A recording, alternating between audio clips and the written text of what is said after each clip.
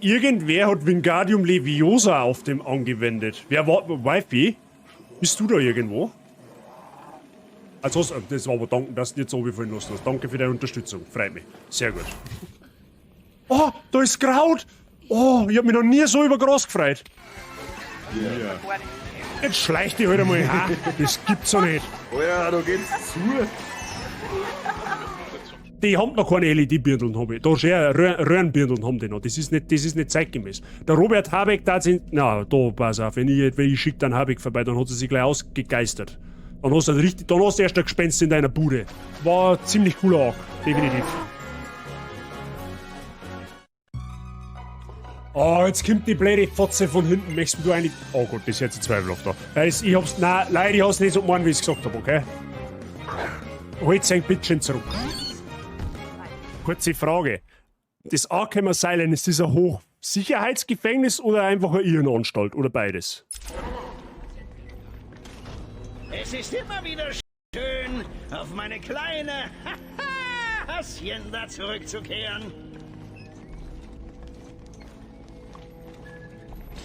Hochsicherheits-Irrenanstalt. Okay, ein Kombi aus beidem, na toll. Der deutsche Bundestag quasi. Was ist jetzt mit dir, Maral? Schirm ein Nümmerchen oder? Okay, sie ist offensichtlich nicht begeistert, wenn ich mit ihr ein Nümmerchen schirme her. Mats, chill dein Bandscheiben. Ja? Ja, ich lasse jetzt unser Headset. Warum hörst denn du da nichts? Ich verstehe die Frage nicht. Und warum hast du so viel Haar auf deinem Dödel?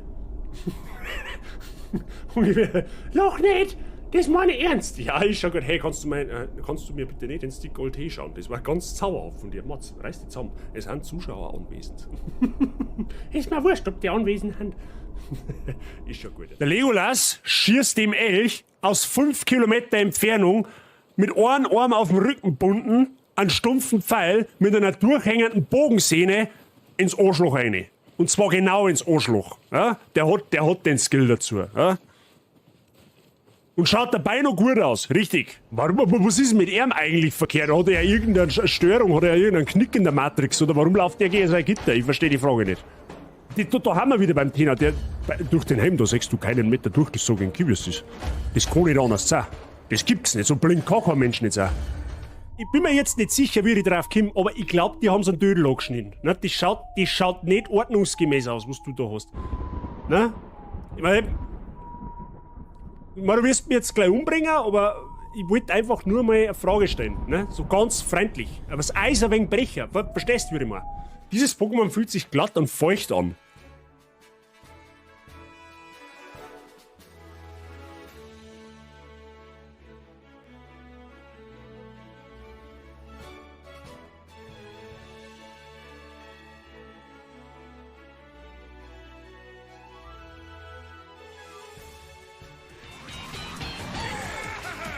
Ja, seh! Das Salz ist stark in dir, mein Freund. Batze in Elefantentanga und Nippelsternen? Let's go sich vor Lachen auf dem Boden Was? wälzen. Batze in Elefantentanga und Nippelsternen. Jetzt wird's aber schon extrem. Also, ihr sollt nicht die Viewer eher einen Kopf bumsen mit deinen. Also, so ein Unrealismus. Jetzt mach nicht dir zur Grütze, fix, ich red mit meinem Chat, du hast jetzt Pause. Zupf dich. Ja, ist mir wurscht, scheiß auf Gegnerpräsenz. Okay, scheiß doch nicht auf Gegnerpräsenz. Okay, das war... Okay, da sollte man vielleicht nicht blindlings reinrennen. Ich war noch so jung. Du blöde Sau, du blöde.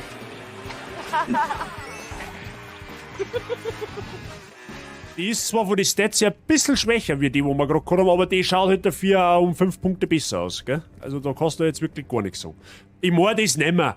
Mehr Fashion ist mehr gut. Scheiß auf Stats, Hauptsache man schaut geil aus. Ist die oberste Devise in einem Soulspiel. Es ist erwiesen, dass du automatisch schlechter spielst, wenn du scheiße ausschaust.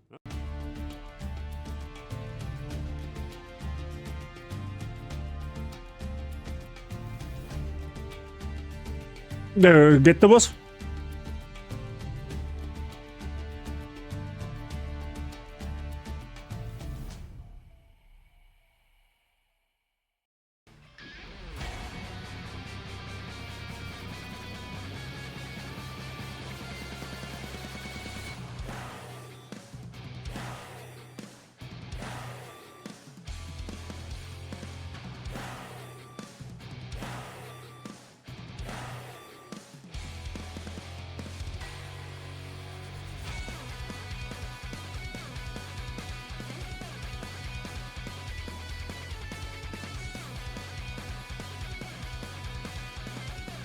So, grüß Gott beieinander. Da bin ich wieder. Nach einer Woche Abstinenz. Habe ich die Stashi, habe ich die Cartman, habe ich die Wifi. Grüße ins Krankenlager an der Stelle. Umsortieren wäre vielleicht noch Möglichkeit mit dem vorher. Gell? Ich bin schon wieder ein bisschen dezent im Stress. Leute, wie geht's denn? Alles zauberhaft bei euch. Schön, dass du hast. Alles. Du bist die Blume aus dem Gemeindebau. Obviously. Ich weiß ganz genau, du bist die richtige Frau für mich, die Blume aus dem Gemeindebau. Ohne dich wär dieser Bau so grau. Und wer dich sieht, sagt nur, Keine schau, Ahnung. schau, da geht die schönste Frau von Stadtlau. Wer WOA ein Woche impotent. Ja, das ist eigentlich eine gute Frage, wenn du mich fragst, Mr. Seitsching. Die entscheidende Frage ist aber eigentlich, wo haben die 3 Jahre hingekommen? Holy fucking shit. Mr. Seitsching, vielen lieben Dank für deinen Resub im 36. Monat. Happy 3-jähriges, das ist eine verdammt lange Zeit. Vielen Dank für dein Support an der Stelle. Auf Stufe 3 natürlich wieder. Also du Vollgas-Narischer. Danke dir, ich hoffe dir geht's gut.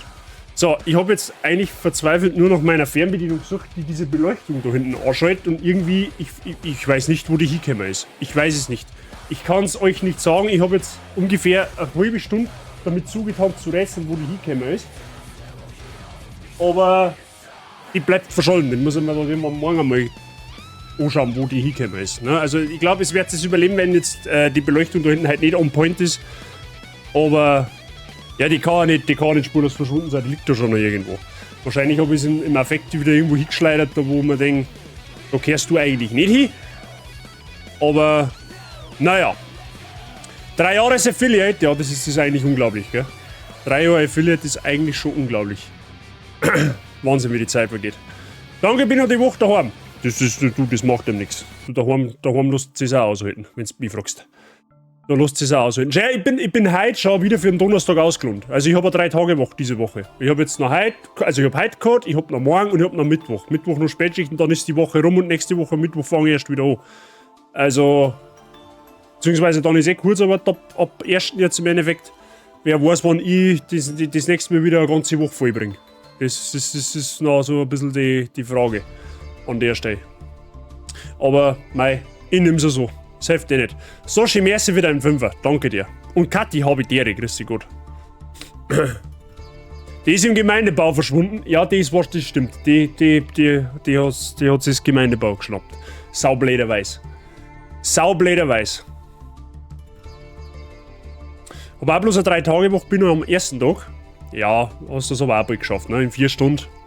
Gehen schon rum. Ne? 2 Stunden werde ich versuchen, irgendwie ein wenig zum Unterhalten. Beziehungsweise je nachdem, wie lange du da bist. Ich bin bis spätestens 9 da, sag ich jetzt einmal. Und dann kriegen wir das schon irgendwie rum. Ne? Leider, ich sag's nicht, mir tut meine Haxen weh. Beziehungsweise jetzt geht's mittlerweile. Ne? Jetzt hat sie sich eingelaufen. Aber heute in der Früh bin ich mir nicht sicher gewesen, wie der Decker gelitten habe, ob ich 32 oder 92 bin. Ohne Scheiß haben mir die Füße wehgetan. Also viermal Tennis spielen auf 2 Tage ist wahrscheinlich dann doch ein bisschen zu viel des Guten gewesen. Also so schwere Füße habe ich wirklich schon lange nicht mehr gehabt. Leckt mich am Arsch. Aber jetzt geht's tatsächlich. Ne? Jetzt kickt's Eiweiß langsam. Wenn man so will. Yassi! Dabats 1 Herz, Dabats 1 Herz, Dabats 1 Herz, Dabats 1 zauberhaft. Ich hoffe, dass es zauberhaft ist, dass du langsam auf dem Weg der Besserung bist, meine Liebe. Ich hoffe, dir geht's schon ein bisschen besser. Schön, dass du bist. Danke dir für dein Resub im 28. Monat. Vielen lieben Dank, bist auch schon so lange dabei. Yassi, wie geht's dir? Ich hoffe, du bewegst dich langsam auf dem Weg der Besserung. Holy shit, ich habe deine Insta-Stories gesehen. Ich hab's auf Discord ein wenig verfolgt, was du so treibst oder wie es dir so geht. Fühl dich gedrückt. Ist echt ekelhaft, was du da hast. Ja, was ist das jetzt? Gibt was ist denn heute? Resub-Montag oder was? Das Geld käme oder wie verstehe ich das?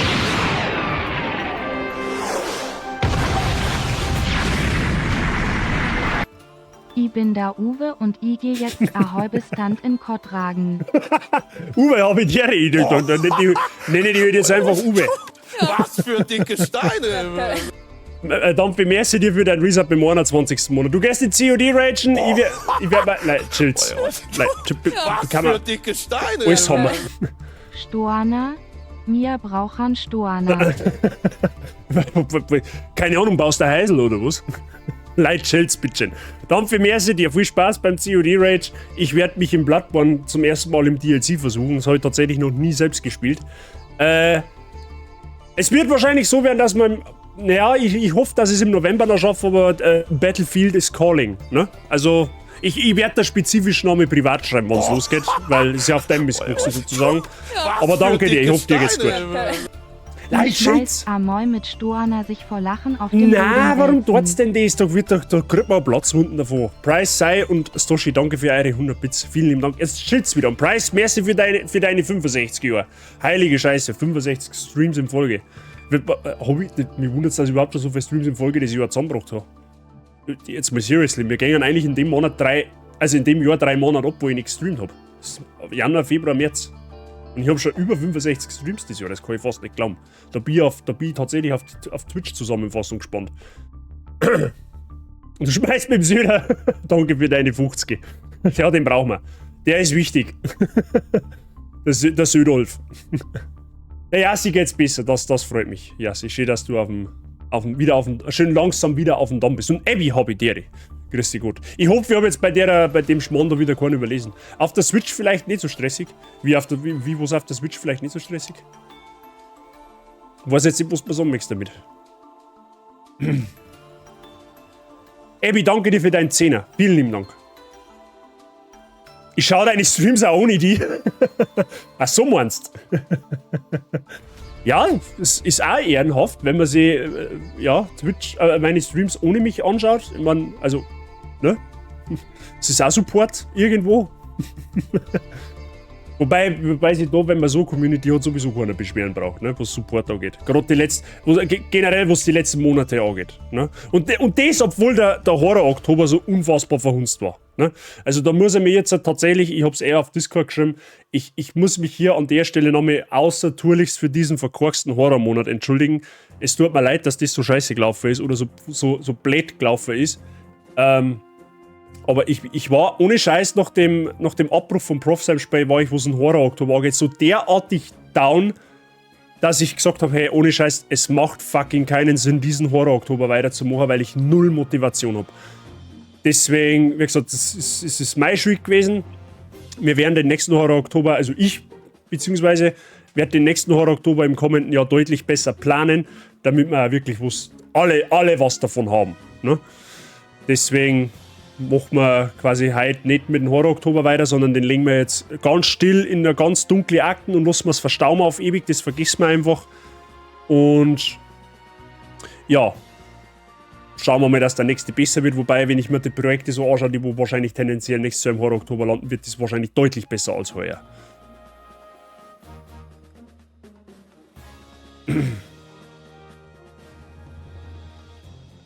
Du haust deine Wots auf YouTube rein, muss man nachschauen. Ja, auf dem YouTube haben viele Wots, tatsächlich. Also wie gesagt, auf YouTube kannst die ganzen Wots tatsächlich nachschauen, die was wir so ein bisschen gespielt haben. Das ist jetzt nicht nur Horror, sondern was man vor 2 Jahren noch einen YouTube-Kanal aufgemacht. Das ist ja der reiner Wot-Kanal. Also da darfst du jetzt nicht absolute Pro-Videos erwarten. Da kommt noch einer.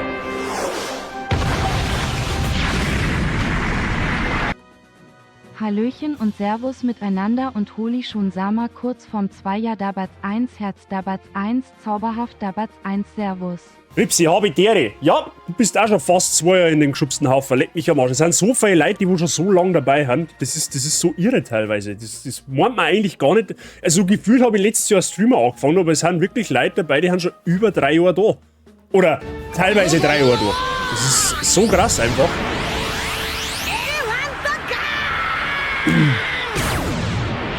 Nehmen wir auch noch mit.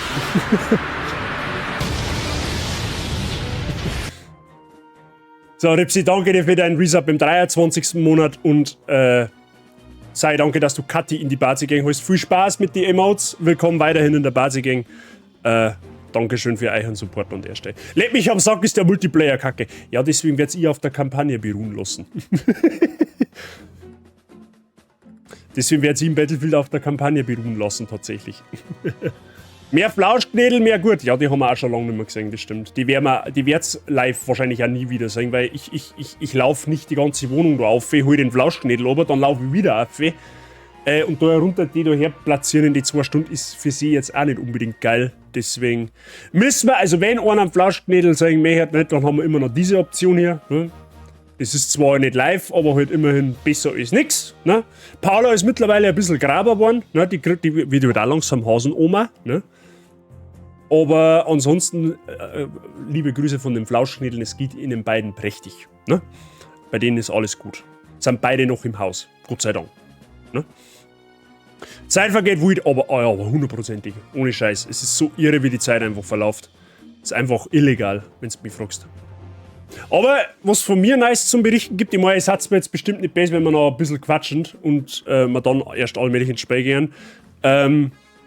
Ich habe mich im Fitnessstudio wieder angemeldet, tatsächlich. Also ich werde ab Mittwoch einen Pumperbazi wieder rauslassen, weil der Bizeps muss wieder mal ein wenig, meine Pullovers müssen sich mal wieder ein wenig spannen. Das ist, ich habe zwar an und für sich jetzt eine angenehme Figur, aber ich will wieder ein wenig, und da ich jetzt ja dann Kurzarbeit habe und ich gefühlt wahrscheinlich nur 3 Tage in der Woche arbeiten werde, ich brauche irgendeine Beschäftigung, um meinen Kopf auszulassen, weil sonst flippe ich aus. Ich meine, daheim sei es geil, aber ich kenne mich, dass man das die ersten 3-4 Wochen, dass ich das ziemlich lustig finden wird. Und spätestens dann fällt mir hier die Decke auf den Kopf. Deswegen habe ich mich jetzt wieder im Fitnessstudio angemeldet. Und da werde ich meine Zeit ein bisschen investieren, nebst Tennis an der Stelle. Na, ich werde berichten. Ne? Aber ich habe mir jetzt einfach partout heute und morgen sportfrei genommen, weil wie gesagt, mir der meine Füße weh, dass nicht mehr schön ist. Und das mit 32. Wenn einer meinen Flauschknädel sagen will, Only-Dampf. Kann man den quasi rauchen, den Flauschknädel, oder wie sage ich das? Gehst ab nächste Woche mit ins Gym? Passt. Soll ich die Mitgliedschaft am Mittwoch für die noch anschließen, oder wie schaut's aus? Oder schicken wir uns einfach gegenseitig demotivierende Bilder. War da eine Idee. Quickelt und kraucht im Flausch. Ja, wahrscheinlich. Nur so.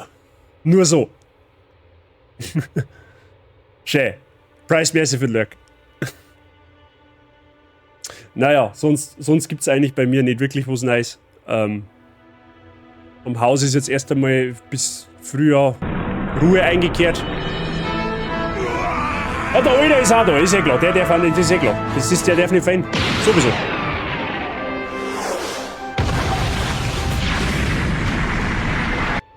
Ein wahrer Held trägt seine Orden daheim in seiner Schmuckschatulle. Heinz Nietzsche. Ja, außer du bist Pokémon-Trainer, dann tragst du das innerhalb vom Leiberl. Aber das ist jetzt einmal, das sei jetzt einfach einmal dahingestellt. Alter, habe ich dir, merci dir für dein Resub im 20. Monat. Danke dir. Auch dir weiterhin willkommen in der Basigang. Ich hoffe, bei dir ist alles fit. Danke dir, mein Gutster. Also, ich gehe alle Gebot mal ins Gym als also ja, gut, das zählt ja nicht. Motivationssquad wo? Weiß ich nicht, braucht man einen Sportchannel auf meinem Discord? Ich weiß es nicht. Ich glaube, kommt das an? Ich weiß nicht. Weil ich glaube, es klang, wenn man Beidel in Beidel rotzt. I guess. So. Ne? Also ich bin da für Vorschläge bin ich natürlich offen, aber ja. Also wie gesagt, ich wäre, also die erste Session werde ich jetzt am Mittwoch machen, weil ich habe mich letzte Woche am Dienstag angemeldet. Ich wollte aber letzte Woche nicht gehen, weil ich jetzt, glaube 2 Jahre nicht mehr in einem Fitnessstudio war. Und da ich gestern ein Winterrundenspiel, also vom Tennis ein Ligaspiel gehabt habe, wollte ich letzte Woche nicht gehen, weil ich genau weiß, wenn ich das erste Mal ins Gym gehe, werde ich 3-4 Tage so derartig geistesgestörten Muskelkater haben, dass ich hätte am Sonntag nicht richtig Tennis spielen hätte können. Deswegen habe ich quasi den Start auf diese Woche jetzt verschoben, weil ich jetzt erst Ende November wieder ein Spiel habe.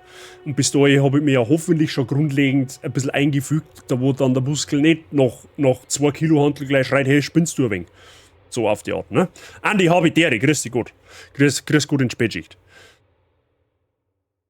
Nein, dann fühle ich mich fetter, als was ich eh schon bin. Du bist nicht fett, du bist flauschig, damit das gleich mal geklärt ist, okay? Du hast sexuelle Schwungmasse. Na, du musst es immer, um es in deinen Worten zu zitieren, du bist nicht fett, du hast sexuelle Schwungmasse. Oder du hast, keine Ahnung, anziehendes sexuelles Gut mit Gravitation. Kannst du jetzt aussuchen, wo sie für die besser anhört. Und reiner Habitäre, grüß dich Gott. Wenn der Erkältungskasperl wieder weg ist, da die auch wieder mitbetrinken. Es ist jeder herzlichst eingeladen. Also ich nehme es mir jetzt mal vor, ob ich es durchziehe, weiß ich nicht, weil ich bin irgendwie, ich weiß nicht, ich bin so bis abseits von Twitch eigentlich irgendwie so ein bisschen ein Social-Media-Legastheniker. Ich nehme es jetzt mal vor, dass ich immer dann, sobald ich das Gym betrete, beziehungsweise halt irgendwann einmal an einem Gerät sitze und nicht irgendwie jemanden störe, werde ich ein Foto machen, damit ich euch quasi zeige, hey, ich bin gerade was am machen. Ne? Aber wie lange ich das durchziehe, das kann ich jetzt leider nicht sagen. Mit den Fotos. Also ich habe eigentlich schon vor, das Gym wieder ein wenig durchzuziehen. Zwar nicht mehr so exzessiv wie damals, da wo ich 4-5 Mal in der Woche war. Das schaffe ich von der Zeit her momentan auch nicht. Aber ich hätte eigentlich vor, 2 Mal in der Woche ins Gym zu gehen. Plus einmal Tennistraining, das sind 3 Sporteinheiten in der Woche, das muss dann reichen. Und 4 Tage ist halt dann halt einmal nichts. Ne? Was heißt nichts? Du hast Beruf und am Haus ist ab und zu, ja gut, jetzt im Winter eher weniger zu machen, aber ihr wisst, was ich meine. Ich schwinge im Kettenkarussell sehr weit aus. Ja, ich sage, das ist Liebesgut mit Gravitation. Kuschelmasse, ja, oder so. Ich habe jetzt bis Donnerstag Pause, gestern zweiten Wettkampftag gehabt und 5 Jahre Pause in dem Modus merkt man dann doch. Ja, das halte ich sofort wieder ein. Genau deswegen bin ich letzte Woche nicht ins Gym gegangen, weil ohne Scheiß, das Tennisbein dieses Wochenende war ohnehin schon anstrengend. Und wenn ich jetzt dann davor noch im Gym gewesen wäre, dann hätte ich meinen Schläger wahrscheinlich nicht einmal in den Tee gebracht. Geschweige denn hätte ich einen Aufschlag machen können. Gut, der war gestern eh nicht vorhanden, abgesehen davon. Aber, das hätte einfach keinen Sinn nicht gemacht. Deswegen habe ich es jetzt auf Mittwoch verschoben. Mein Plan war Mittwoch und Donnerstag oder Mittwoch und Freitag. Vormittags jeweils, weil Freitag ist ein Feiertag bei uns, Gott sei Dank. Mal schauen. Aber ich möchte es auf alle Fälle 2 Mal in der Woche irgendwie durchziehen.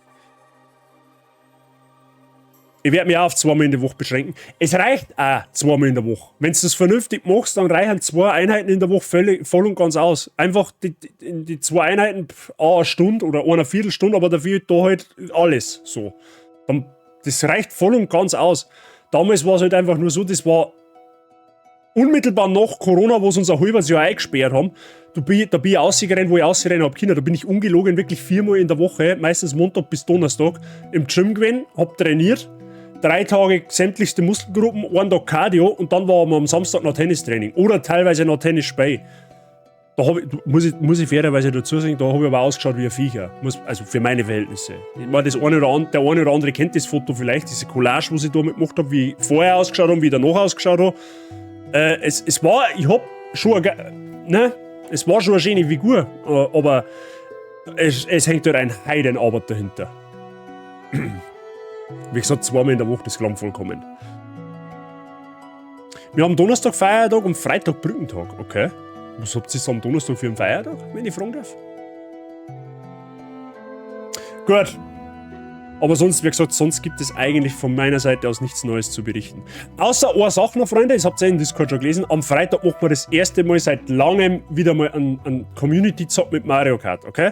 Freitagabend 19 Uhr, on-stream, spielen wir Mario Kart miteinander. Jeder, der wo eine Switch und Mario Kart hat, ist herzlichst dazu eingeladen.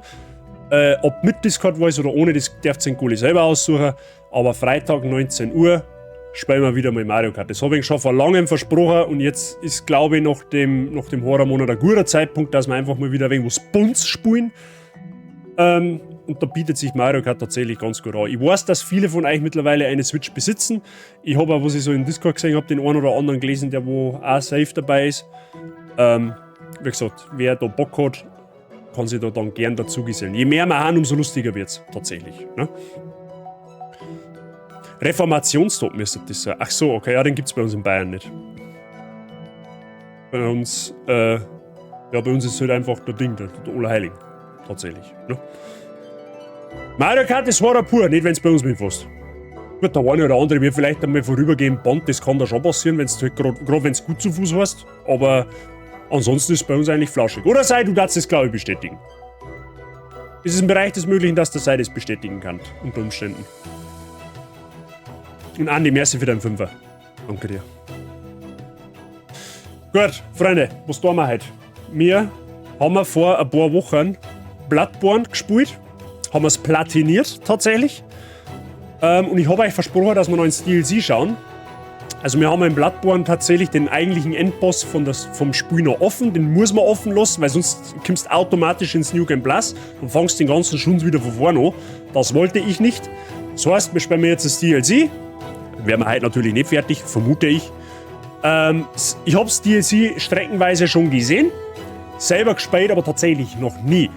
Das heißt, wir spielen das jetzt on-stream miteinander sozusagen, mehr oder weniger. Und dann beenden wir irgendwann, wenn wir mit dem DLC fertig haben, hauen wir einen Endboss noch zusammen und dann ist das Projekt Bloodborne erledigt. Dann haben wir das auch in die Akten drin. Ne, das kommt dann auf YouTube als fertiges Projekt. Und dann werden wir wahrscheinlich ab kommender Woche, also es läuft jetzt natürlich hauptsächlich ein Bloodborne und als Nebenprojekt wird als erstes noch Limbo kommen. Das habe ich vom Prof geschenkt gekriegt, auch schon vor 100 Jahren gefühlt. Das wird dann quasi im Wechsel laufen, Limbo und Bloodborne, wobei Limbo sehr, sehr kurz ist, haben wahrscheinlich nur 2 Streams.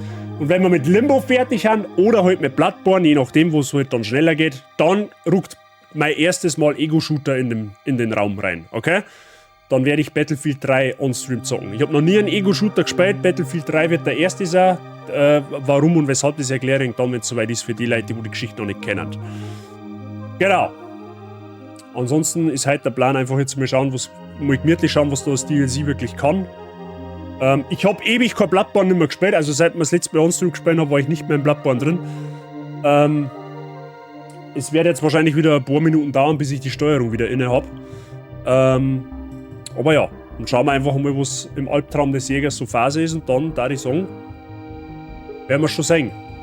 Ja, der eine oder andere harte Boss wird kommen, die ich halt vom Sehen her an und für sich ein bisschen kenne, aber die ich halt tatsächlich noch nie selbst bekämpft habe. Von daher lassen wir uns einmal überraschen. Warum grieselt jetzt der Santo schon wieder? Möchtest du mich verarschen oder was? Ich glaube, dass ich einen Santo bei Bloodborne ein bisschen runter muss. Ich glaube, ich muss einfach den Scheiß generell noch mit zoomen, weil der Sound schon wieder so ekelhaft grieselt. Jetzt hätte ich es aber eigentlich eingesteckt gehabt. Aber das Programm trollt halt gerne einfach einmal ein wenig. Das ist halt leider auch mehr graus. Carmen, merci für den Lurk. Regenbogenstrecke ist Horror und bunt zugleich. Ja, das kommt auf die Regenbogenstrecke an. Nicht alle Regenbogenstrecken sind Horror. Gibt die eine oder andere, die sogar ganz okay ist. Ja, die klassische vom SNES tatsächlich. Die finde ich gar nicht mehr so übel. Ja, gibt schönere Strecken, ja. Aber gibt da greisligere. Gut. So, Freunde der Sonne. Da brennt's, offenkundig. Und da hinten wäre eigentlich der Endboss. Da gehen wir aber jetzt natürlich noch nicht hin, weil wenn ich, wie gesagt, den jetzt mache, dann schlittern wir instant ins New Game Plus. Da kannst du quasi nicht auswählen. Und das war natürlich nichts, weil da musst du nämlich wieder alles von vorn spielen und das wollen wir nicht. So, jetzt kriselt der Sound schon wieder. Ich weiß nicht, was da los ist. Jetzt müsst ihr mal schauen, ob das nur da erinnert ist wegen dem Feuer oder ob das jetzt generell ein Problem wird. Wir müssen auf alle Fälle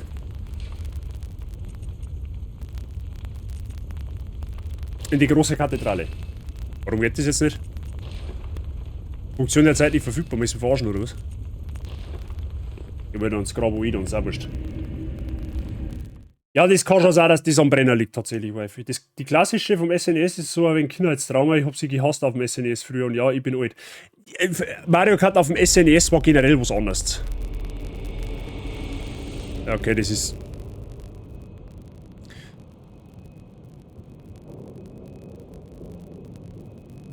Kannst du jetzt bitte einfach fangen, du Scheißprogramm? War das jetzt vielleicht einmal im Bereich des Möglichen? Fang jetzt nicht du an aus Fuchsen, aber sonst flippe ich komplett aus.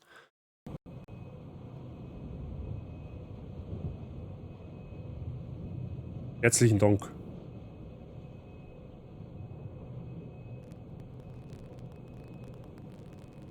Fangt halt einfach schon wieder an, gell? Aber warum grieselt denn das so?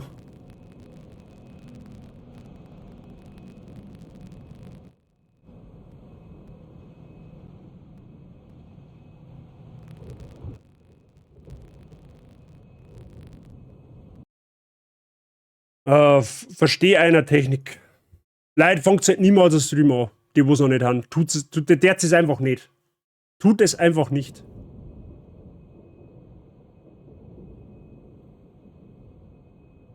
Schauen wir mal. Vielleicht fangen sie es ja jetzt endlich einmal. Oder liegt es daran, wenn ich das... Moment. Ah, jetzt meine hat es.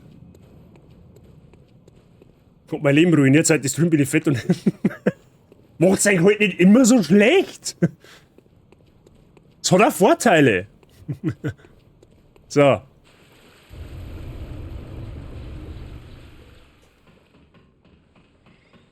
Das hättest du mir früher sagen sollen. So, hängst schon drin in deinen Sumpf. So. Nämlich, um ins DLC zu kommen, das habe ich tatsächlich halt googeln müssen, weil ich das echt nicht weiß, muss man hier natürlich muss das DLC vorher kaufen, das ist hoffentlich klar, ne? Also wenn du das DLC nicht gekauft hast, dann kannst du es natürlich auch, jetzt pass auf, aktivieren wir mal die... Ach stimmt, da war ja was. Da muss man ja, okay. Um ins DLC zu kommen, wenn du das gekauft hast, kriegst du einen Gegenstand. Und wenn man diesen Gegenstand besitzt, dann kann man sich da von einer Kreatur fangen lassen. Normal. Ah ja, da kommt er schon. Und das geht nur mit dem Gegenstand. Und dann sollten wir jetzt hier in das DLC kommen. Ja.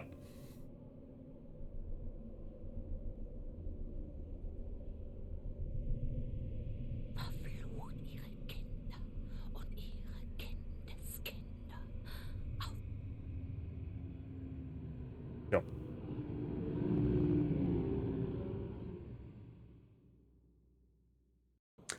Wie ist denn eigentlich, abgesehen davon, Wissen vom Tom Basti, oder müssen wir es ein wenig aufschrauben?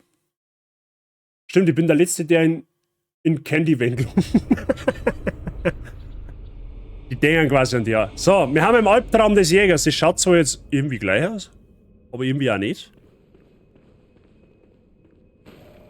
Aktivieren wir mal den Wumms. Ich hab keine Ahnung, was ich für ein Bild hab. Aha, Feuerpapier und ein Blitzpapier, das ist aber zauberhaft. Wenigstens irgendwas. Ja, wir sind jetzt definitiv, also wir haben ja schon noch in Janam, aber halt quasi, ich weiß die Lore jetzt nicht genau, aber ich glaube, es spielt vor der Zeit von Bloodborne. Glaube ich. Ne? Spielt so quasi in der Zeit, wo der German ein Jäger war. Der German ist übrigens der Typ, der wo in dem, quasi unser Mentor sozusagen, der wo in der Bude, die wo da gerade brennt, uns quasi mehr oder weniger immer geleitet hat, was wir da sollen. So auf die Art, ne? Und natürlich, so wie es für Souls-Likes typisch ist, oder für Titel von From Software, aber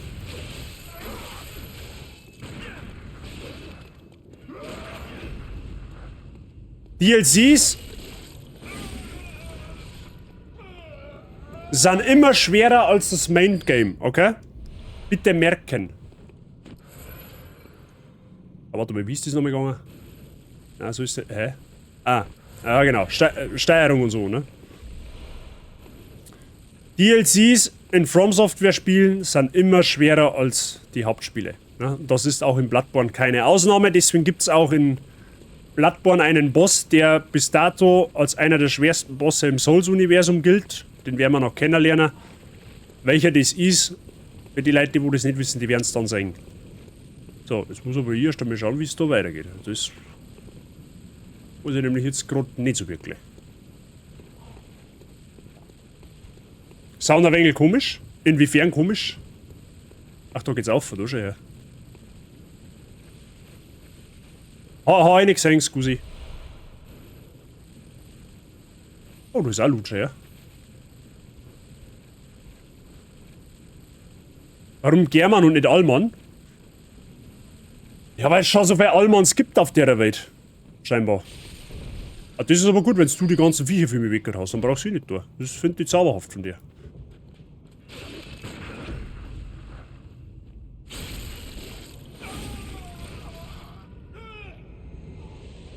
Ich bin mir nicht sicher, ob ich die alle one-shotten soll. Aber ich glaube, ich bin auch gnadenlos überlevelt durchs Hauptspiel. Oder die Hase. Gelegt zum Glück ist meine Freundin jetzt da, ich kann das Scheißspiel endlich zumachen. Dann für mehr sie bin, einen schönen Abend. Hört sich total dumm vor. Ja, aber so, jetzt definiere mal dumpf. Also die Spei generell hat einen relativ gedrückten Sound. So, ne? Wie schaut's denn bei den anderen aus? Ist er laut nur? Haben wir zu leise? Haben wir dumpf? Haben wir taub? Oder wie schaut's aus? Wie gesagt, ich hab's ein wenig runtergeregelt, weil ich mir nicht mehr sicher war, wie laut es sein soll. Ich kann's gern noch aufräumen, das ist kein Problem. Da haben wir schon noch Luft nach oben. So ist es nicht.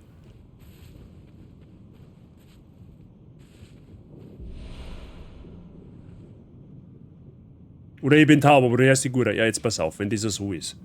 Na, wenn das so ist, wenn der Stoshi schon fast meint, oder wenn er schon glaubt, der hört nichts mehr, dann der mir halt den Gefallen, ich schraub's jetzt nochmal um 10% auf, okay?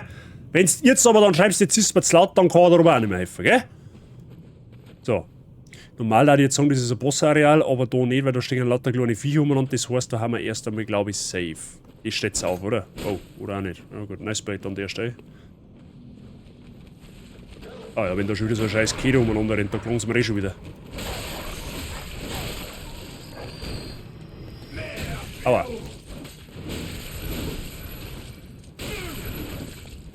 Ja genau, viel du da haben wir auch wieder bis gut aufgehabt. Der kommt aber noch mehr, oder? Ah ja. Der ist immer die 4 Runden viel mit zusammen, das ist gut.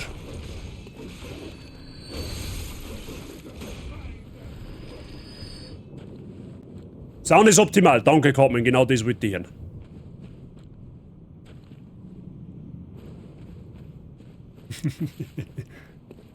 So, warte mal, ist das, da waren wir gerade, oder? Das war, ja, okay. Oder haben wir, Moment einmal. Haben wir nicht durchgekommen, oder? Ah, da schau her. Ah ja, okay, ja passt, da waren wir, alles klar. Ja, ich will nur noch mal, ne? Nicht da mal was übersehen. Das war ja jetzt nicht so zauberhaft.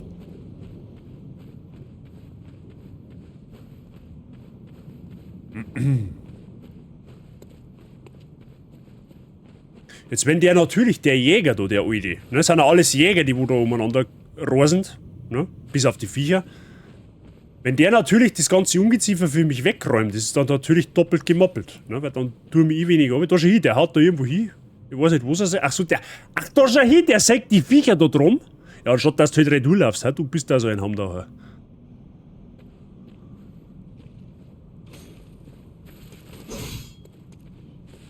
Oh, hey.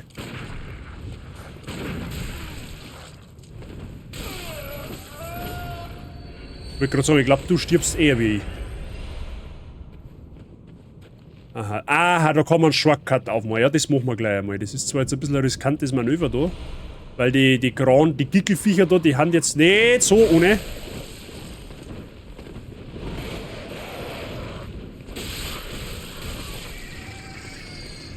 So, der Gerät bedienen. Und machen wir da mal einen Shortcut dafür, dann haben wir da schon mal safe. Sechstes da.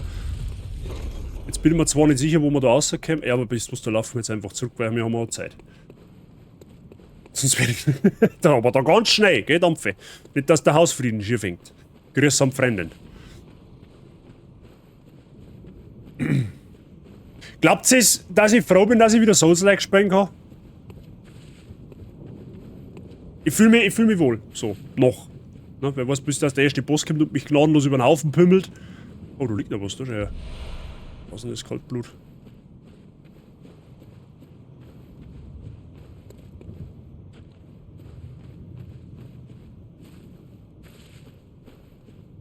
Genau, da war das mit dem Shortcut. Da geht's auch noch hoch. Leck mich am Arsch, wie weit geht's denn da auf? Wolle! Ah, was?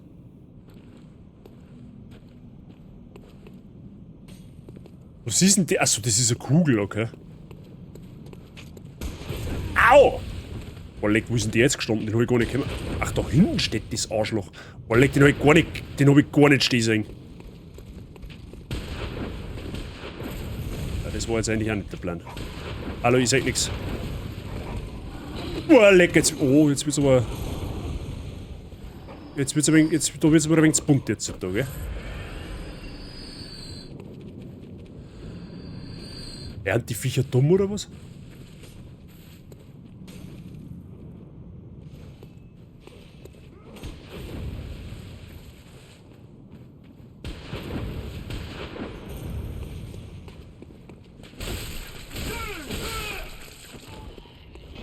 Mit deiner scheiß Donnerbixen oder was das sein soll. Ich weiß halt leider nicht, was man eigentlich ingame für ein Level haben soll. Wie gesagt, ich hab glaube ich Level 125, das ist glaube ich ein bisschen ein Overkill. Aber was soll ich machen? Ich habe den Ingame jetzt alles mitgenommen. Ja, du bist wirklich nicht der Heller da unten.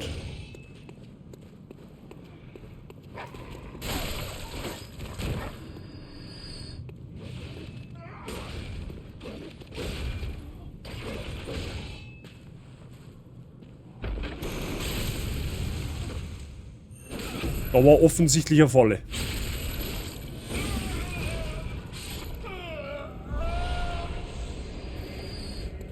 Ich weiß nicht, bin ich ein schlechter Jäger, wenn ich meine eigenen Jägerkollegen umlege, aber die daten ja mich auch umlegen. So, an und für sich, also. Ich denke, es ist irgendwie so eine Art ausgleichende Gerechtigkeit.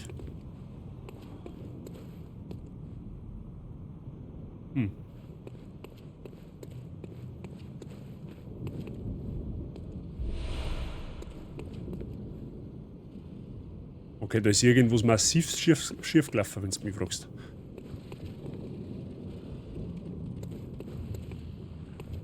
Da bleib einmal ganz locker dahinter, gell? Du rufst jetzt deine Kumpels da um, ne? Also ich hab mir schon gedacht, dass der da hinten lebendig wird. Aber dann kannst doch du die ganzen Viecher da für mich ausschalten, oder? Das war doch eigentlich eine Möglichkeit. Also ich meine, wenn du jetzt natürlich nur auf deiner Steh bleiben darfst.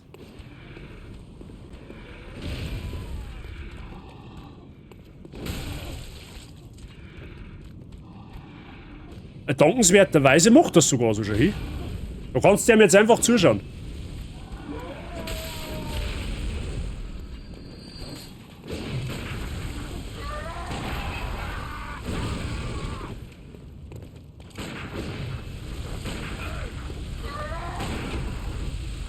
Oh, Sitz.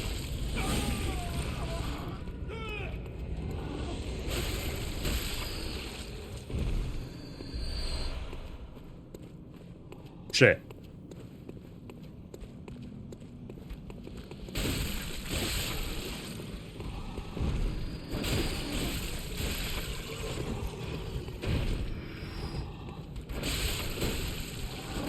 Hey, was fährt sie denn der? Ich tue mal. Eigentlich, ja doch, eigentlich tue ich ihm schon was, aber naja, okay. Egal, ich bin froh, wenn sie sich zurückhalten. Da war es jetzt interessant, wenn der Shiranui da war, oder falls er gerade da ist, der kann mir das bestimmt sagen, was man im DLC eigentlich für ein Level haben soll. Ja gut, aber so wie ich das sage, gibt es dann jetzt eigentlich gerade einen Weg. Und der geht auf wie zu.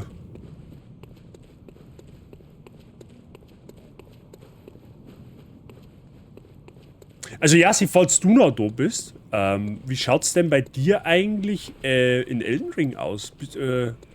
Bist du schon fertig? Oder, ich kann mich leider echt überhaupt nicht mehr erinnern. Oder geht's dann da weiter bei dir? Also ich war als DLC hast du noch, das weiß ich. Aber bist du mit dem Main Game schon fertig? An und für sich? Ach, da muss man sich da oben wollen lassen, oder was? Ja, dann tun wir halt das.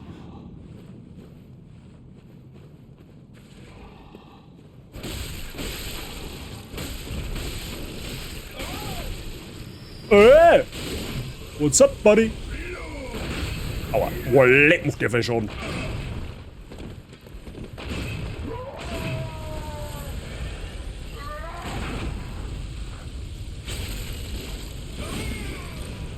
Ach, der holt, aha, der holt dann eingeweihte Angriff aus.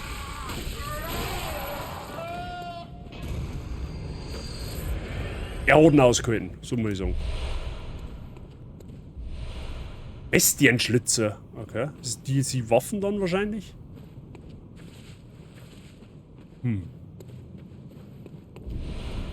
Gewürm, was ist denn das?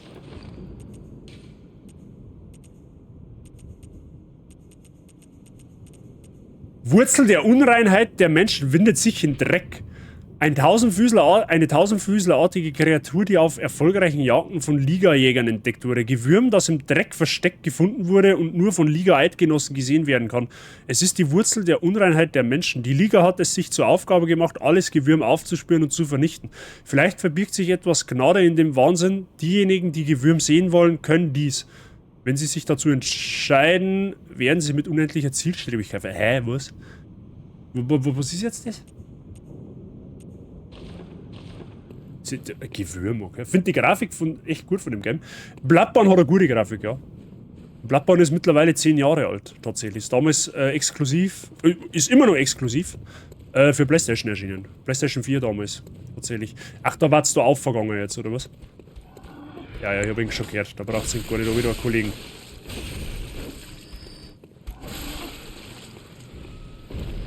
Oh, der steht noch.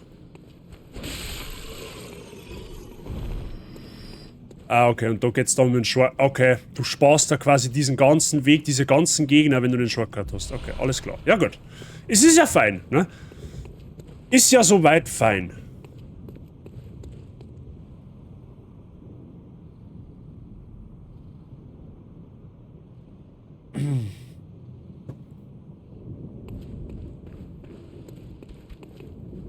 Ja, da hinten das Lustzucht ist garantiert. Ja, das haben wir jetzt genau gedacht, dass das passiert. Mich wundert es, dass ich das überlebt habe.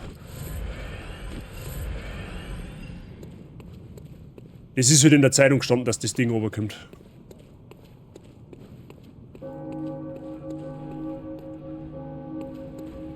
Ach, und ihr geht stiften jetzt, oder was?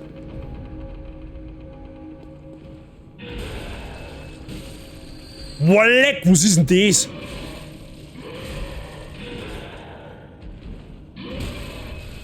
Oh, der ist hier. Und ich wahrscheinlich auch gleich. Alter, bist du da? Auf weiter, oder was?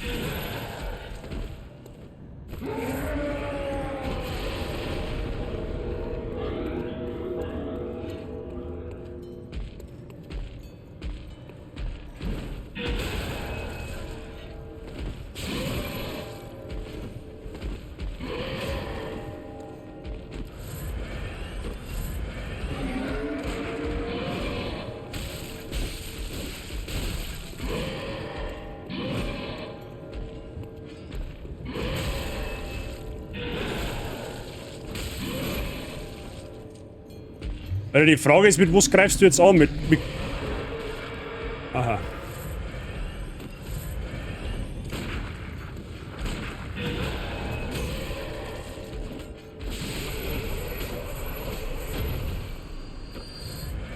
Alter, der gibt gerade 2300... Okay, da gibt es 6 Blutfluren. Okay, ich hört mir mal. Der hat aber gerade 2300 Echos gegeben. Das ist ein bisschen dünn, für das, dass das so ein brutaler Gegner ist. So, das ist jetzt quasi im Endeffekt mehr oder weniger der gleiche Spot wie im Hauptspiel. Da findet man da drin einen Hauptboss. Ich vermute mal, dass wir im DLC auch einen finden werden. Wir haben jetzt gerade einen Molly gefunden. Ach, da geht's noch rechts runter. Okay. Das sagt mir jetzt, dass man, weil wir Molly gefunden haben, dass der nächste Boss wohl feueranfällig sein wird. Das könnte ich mir gut vorstellen. Tatsächlich, ne? Das könnte ich mir gut vorstellen. Und schauen wir mal, was da drin ist. Irgendwas wird da schon sein. Ich vermute mir, dass da tatsächlich sogar der erste Boss kommt. Ich glaube, in der Kathedrale kämpft man sogar, Geon. Ja, okay, ich weiß, wer das ist. Der ist auch nicht ohne. Die Frage ist, will ich den jetzt schon machen oder will ich mich erst da hinten noch umschauen? Gut, wir haben den Shortcut, wenn es pressiert. Allerdings, ja, wobei, jetzt warte mal. Der Boss sagt man tatsächlich noch so ganz dumpf, FC. Ich glaube, der ist so ein bisschen angelehnt an die Kleriker-Bestie, aber der ist deutlich stärker. Müssen wir mal schauen. Aber ich habe jetzt auch keinen alternativen Pfad nicht gefunden, den wir gehen könnten, außer das da jetzt. Aber ich bin mir halt jetzt auch nicht sicher, wo wir da hinkommen. Aber jetzt schauen wir einfach mal. Mehr wir umdrehen. Oder mehr, wir können ja jederzeit umdrehen.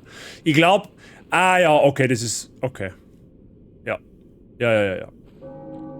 Dann können wir tatsächlich erst den Boss da hinten machen, weil das ist quasi mehr oder weniger das nächste Gebiet, glaube ich, tatsächlich. Ich bin mir jetzt nicht sicher, aber ich glaube, dass da dann tatsächlich weitergang.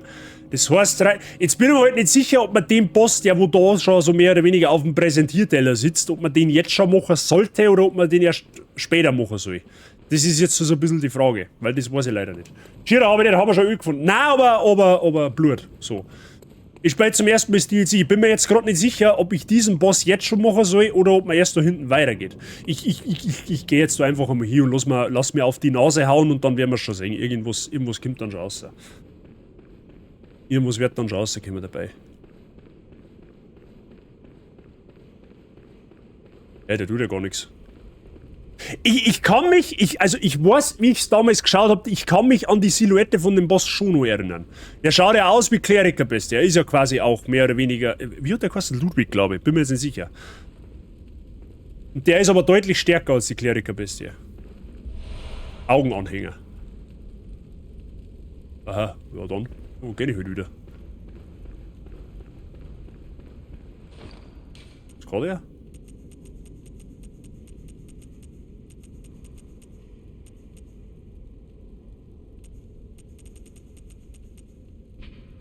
Ein Augenanhänger, der den OP-Altar freischaltet. Es gibt 2 Kathedralen im Traum des Jägers. Eine liegt jenseits des Blutflusses, in der anderen befindet sich die private Forschungshalle der Heilenden Kirche.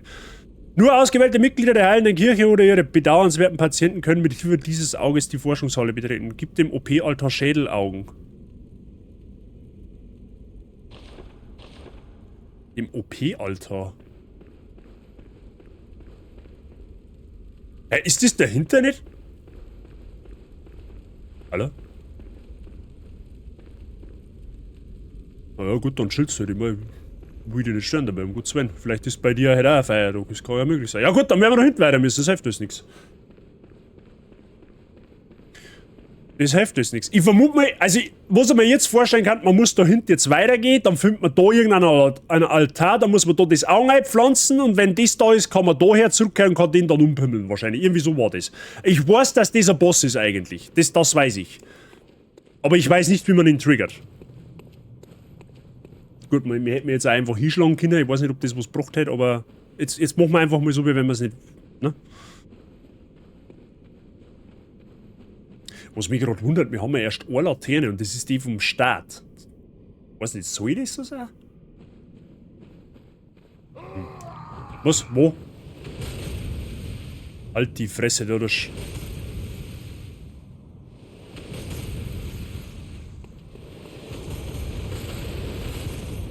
Okay, okay, alles klar.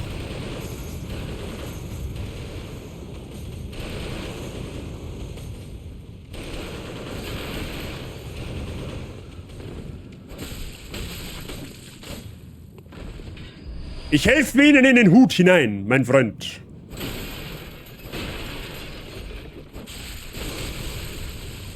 Alter, was? Ach, da war noch einer.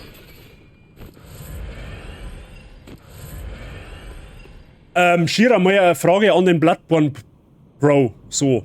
Was für eine Stufe sollte man denn eigentlich sein, wenn man ins DLC geht?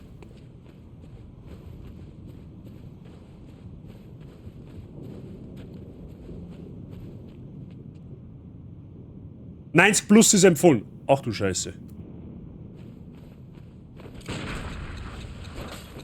Ja, hat man der jetzt eine Bombe? Hat man der jetzt eine Kuckucksuhr geworfen oder was?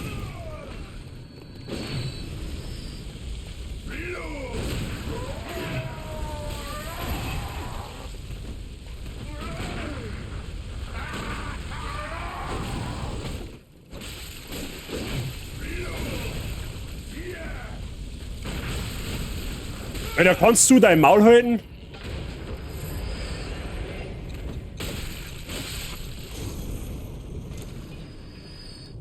Ach, das ist ja... Ach so, das ist ja eine Zeitbomben sozusagen. Okay, alles klar. Wieder was gelernt? Zeit für Solsgötter wie dich nicht, jetzt übertreiben nicht. Ja, ich bin Stufe 125.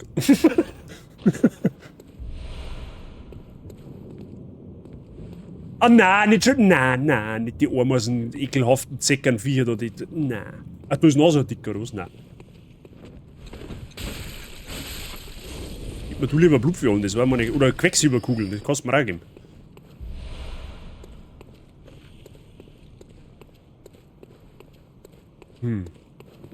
Ja, offenkundig geht's da. Moment einmal.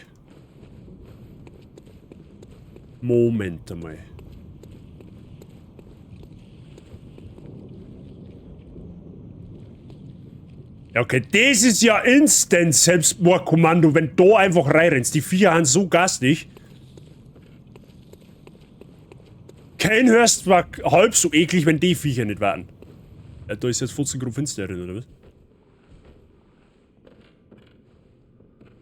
Oh, hey. Habt ihr schon erlaubt?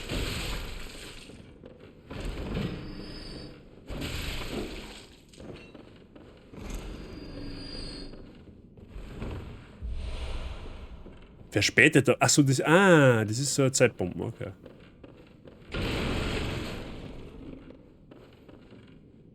Ach, das ist jetzt halt. Ah. Oh, da wenn ich überspringe, komme ich nicht mehr zurück. Das unterlassen wir jetzt einmal schnell.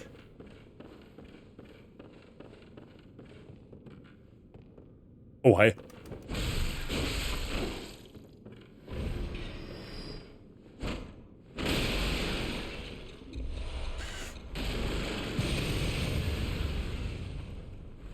Okay, das ist mies. Der Taschenlampe mit Akku, wo? Ich hätte eine Fackel, aber ich bin gerade zu faul, als ich ausrüste. Tatsächlich. Ah, jetzt haben wir in Janam, am Beginn von Janam tatsächlich, mehr oder weniger, da wo die Reise im Hauptspiel eigentlich mehr oder weniger losgeht. Also zumindest da oben. Ist da vielleicht eine Laterne? Das war zauberhaft.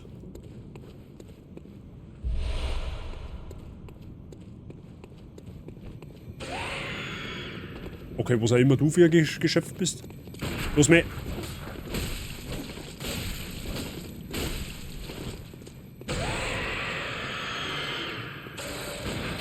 Also wenn ihr es nicht besser wisst, bist du von der Pest befallen.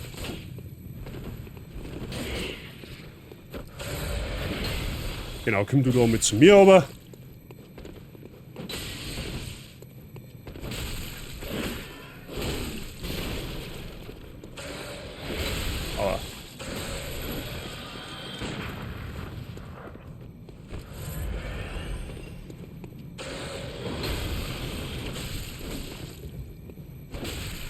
Der Teufel ist ganz schön flink.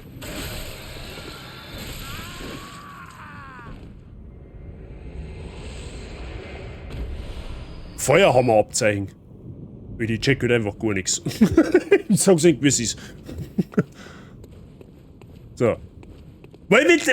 Laternen wo? Ich verstehe die Frage nicht. Das kannst du mir jetzt nicht erzählen, dass es in dem ganzen Scheiß die es nur eine einzige Laterne gibt, oder was ist das? Das ist leicht so komisch. Warum leicht das? Hallo?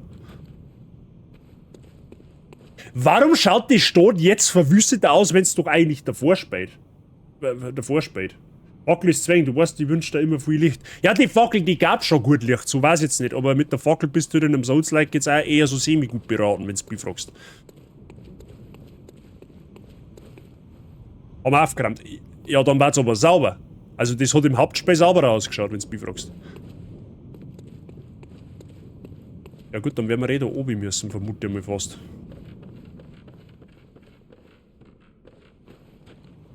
Also wenn jetzt... Moment einmal, kann ich da... Nein, kann ich nicht. Oh, leck, nein, ich mag die Viecher nicht bekämpfen. Möchtest du mich verarschen oder was? Oh, leck, das sind ja so fei. Warum haben die so fei?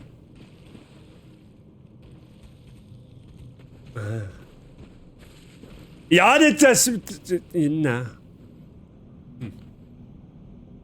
Liegt die Stadt zwischen Ukraine und Russland? Nein, in Wirklichkeit ist eigentlich Dingens, eine Anlehnung an irgendeine englische Stadt. Jetzt komme ich gerade nicht drauf. Der Schira kann das bestimmt jetzt beantworten. Mir liegt es auf der Zunge. Das ist auf einer. Janam ist an eine englische Stadt angelehnt. Aber ich weiß jetzt fällt mir der Name gerade nicht mehr ein.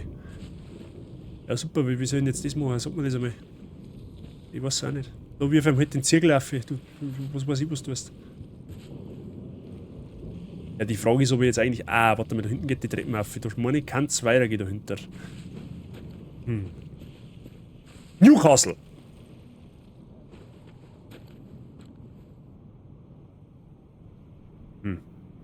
Ja, da hinten gab es Loot, aber ist mir das wert, jetzt da einen Tod zu riskieren? Ich will jetzt zumindest erst mal schauen, wo noch eine zweite Laterne ist, weil den ganzen Weg jetzt da durchzurennen, wurde halt nicht einfach. Was muss ich dir sagen? Wir rennen jetzt da einfach mit Geronimo-mäßig da aus. Ja, das ist gut so, das nehmen wir mal so. Hat auch halbwegs funktioniert, so wie wir das vorgenommen haben. Oh ja, Quecksilberkugeln ist gerade gut für uns. Die bleiben da unten, das ist auch gut für uns. Ja, ich sehe gerade, dass da wieder der Pistolen-Charlie umeinander rennt. Halt die Klappe, weil... Au.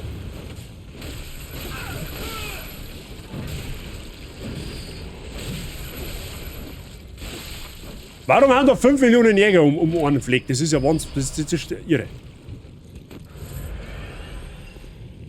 Aha, die da hinten mal am Brotzeit, das ist gut für uns. Ey, solange die da unten bleiben, ist mir das gerade herzlich scheißegal. Sag ich dir, wie es ist. Hinter mir stopft irgendwer. Aha. Hat's dich schon. Charlie, da hat's dich schon.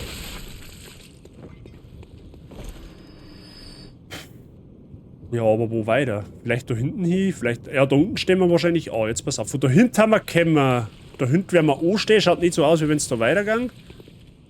Es geht maximal noch da hinten. Da geht's unten irgendwo rein.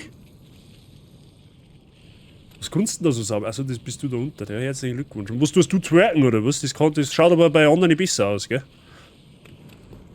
Und da geht's auch weiter. Oh, das schaut aus wie ein Kampagne. Kampagne ist manchmal gut für uns. Wenn da jetzt natürlich eine Laterne drin war, das war ganz zauberhaft. Also, das ist schon wieder so ein scheiß Jäger, ich sag's doch. Aber ich höre eine Laterne. Bist du Freund oder Feind? Oh, du schaust freundlich aus. Aber wer bist du? Ihr seid ein Jäger bei eurem gesunden Verstand, was? Ihr habt wohl die falsche Abzweigung genommen, hm? Tja, wir sind uns ähnlicher, als ihr glaubt. Das hier ist der Albtraum des Jägers, wo alle Jäger enden, die trunken von Blut sind. Super toll. Ihr habt sie schon gesehen. Ziellose, wandernde Jäger, geifernd wie Bestien. Das hier ist, was die armen Narren zu erwarten haben. Also, seid nicht unbesonnen. Kehrt um, bevor es zu spät ist. Es sei denn, ihr habt ein Interesse an Albträumen. Okay, was ist jetzt das? Ich will jetzt nicht irgendwas... Helf! Shira, what's this? Was ist hier Phase? Was passiert da? Reiner Messfindak. Ja, Albträume sind eigentlich... Nein. Ja, so soll es sein. Jagt eure Bestien und denkt nicht länger über die Geheimnisse der Nacht nach. Passt nur auf, dass das Blut euch nicht berauscht. Was jetzt? Es sei denn, ihr habt einen... Ah, da kann man... Aha. Da kann man... Okay. Gut, da kann man jederzeit... So, ich höre doch von da irgendwo eine Laterne. Ist die vielleicht da dahinter?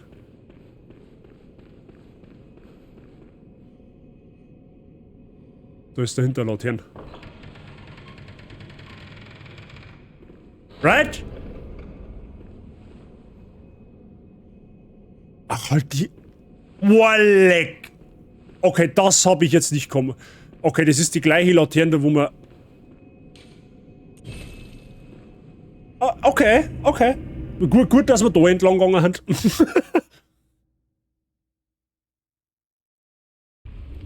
Aber das Leveldesign schon wieder on point, wenn du mich fragst. Jetzt warte mal, wie viel habt denn ihr eigentlich Quecksilberkugeln und Ding auf Lager? Das war jetzt mit interessanter Frage.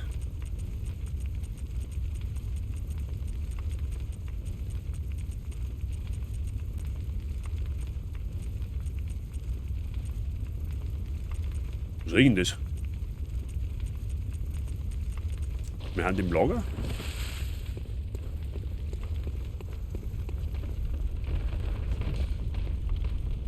Ach da! 473, ja, okay, da kennen wir ja gut aus, das passt schon. Wir werden wahrscheinlich jetzt eher keinen Aufstieg leisten können, right? Oh, leck, da fällt so himmelweit. Braucht rund 100.000 für einen Aufstieg.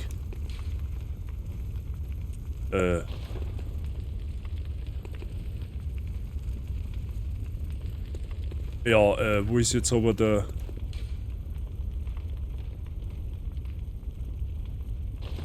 Okay, wo ist jetzt der Grabstoff fürs DLC? Ist das der da rum? Ah, okay. Ach, der Bett, es ist doch der Grabstoff, wo die Puppen immer Bett, oder? Von Zeit zu Zeit. Ja, es macht irgendwie Sinn, weil, ne? Aber der Albtraum des Jägers, also das DLC spielt ja zeitlich vor Bloodborne, oder? Spielt doch zu der Zeit, wo der Gehrmann der Jäger ist, oder? Also zumindest habe ich so im Gedächtnis. Ja gut, das ist jetzt mal zauberhaft, dass... Okay. Das heißt, wir können uns jetzt ganz unbehelligt da in Ruhe umschauen, weil wir jetzt wissen, dass wir da wieder ausspawnen. Das ist gut zu wissen. Das gibt so ein bisschen ein beruhigendes Gefühl. Jetzt sind zwar die ganzen Hamdauer da auch wieder da, aber...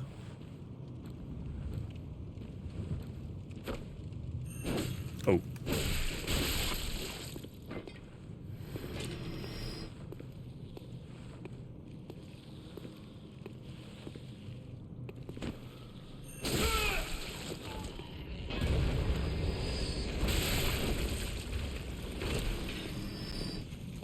Es ist halt auch mies, weil die ballern nämlich von da herum da oben, wenn du da unten umeinander rennst. Das war schon gut, dass wir da zuerst aufgegangen haben.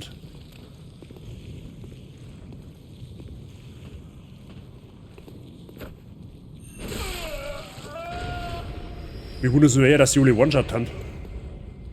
Aber okay, ist immer recht so. Kann man so sagen, aber nicht ganz. Okay.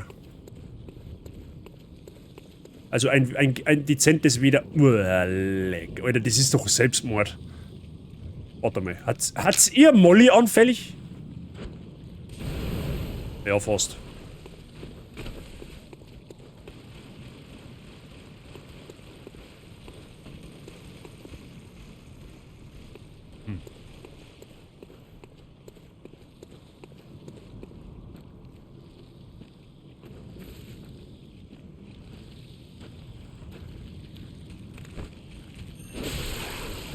Ah, na, los mir. Ja, das war so klar, das wisst ihr. Ich sage dir, du greifst einen an und dann machen 5 mit. Der hat doch noch überleben, warum?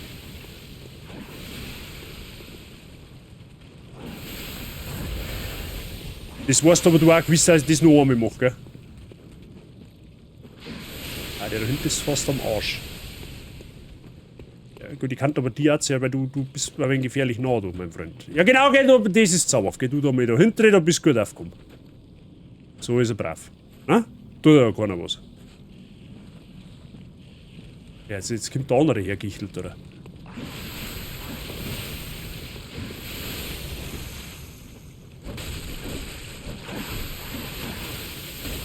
Ah, die speien mich alle ab! Weil ich hasse die Viecher, ne? Das sind die richtigen Abfucker im Bloodborne.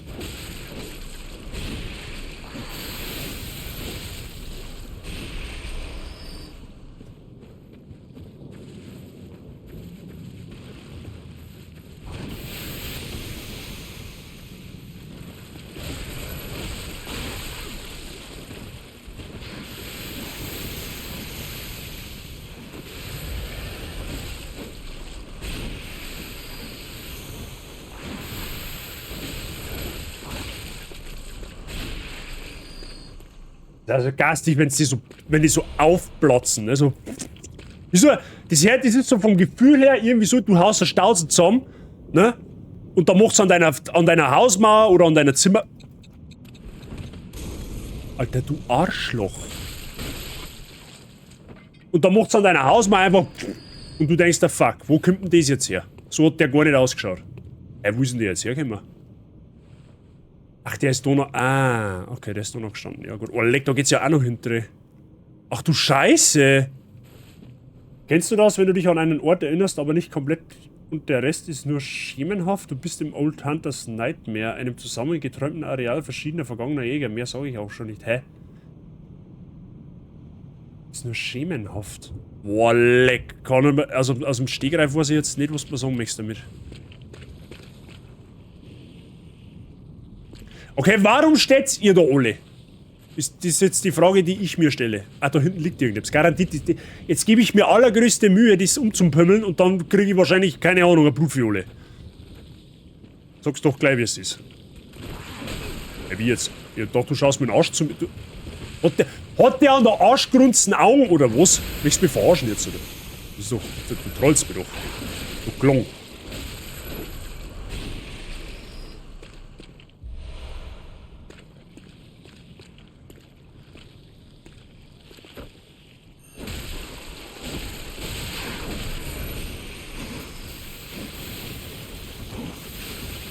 Einfach eine. Anlaufstock gleich, Gil.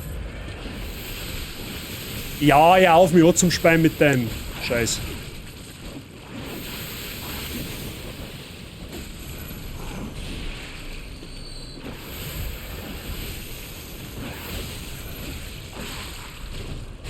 So, und für was war der Spaß jetzt?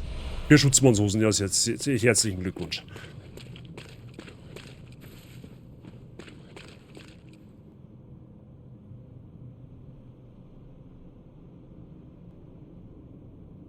Okay, also wir war aus den ganzen Welten-Indianern, okay?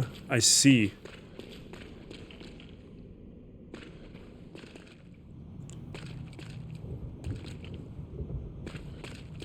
Oh ja, wo bin ich denn da jetzt? Uah. Sitz. Oh, da ist ein einer.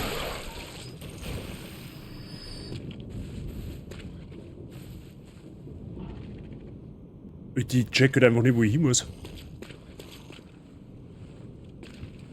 Da hinten ist Loot. Ja, natürlich sitzen da Pfegel auf den Stangen rum, das ist eh klar. Komm rein. Ah, leider nicht, okay. Uah!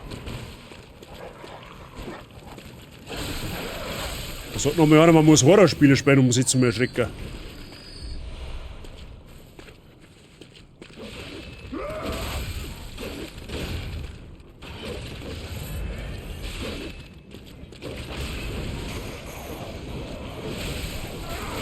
Weil ich finde die Waffen von dem irgendwie geil.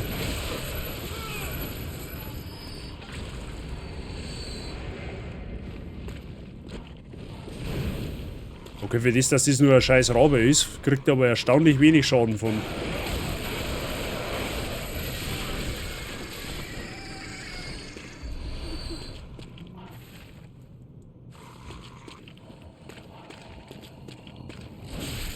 Was grunzt denn da so saublöd? Der hat ja lebendig.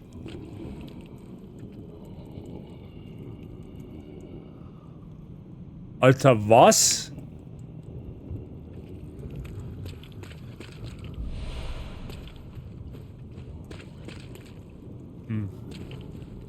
Da hinten liegt der Item.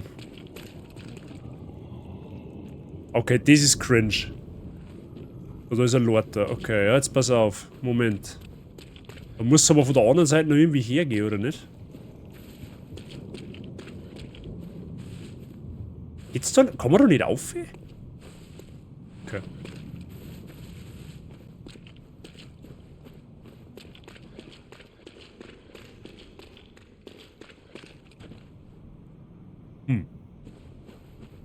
Ah, warte mal, ist da nicht noch links weggegangen? Ah.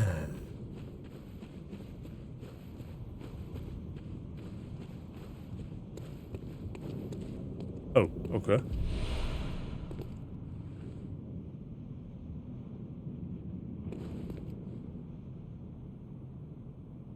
Ich vermute mal, da müssen wir die Leute aufsteigen und können wir dann da hinten irgendwo hin. Da hinten ist irgendetwas. Ah, da hinten ist so ein Glockenmann-Typ Dingenskirchen. Da glaube ich, kann man einen NPC rufen, wenn mich das täuscht. Okay, ja gut. Schauen wir mal. Ja, ich sag's Ihnen jetzt, was ist. Jetzt schauen wir erst einmal da hinten weiter.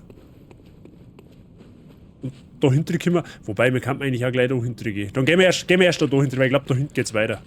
Wo liegt der Item? Na, okay.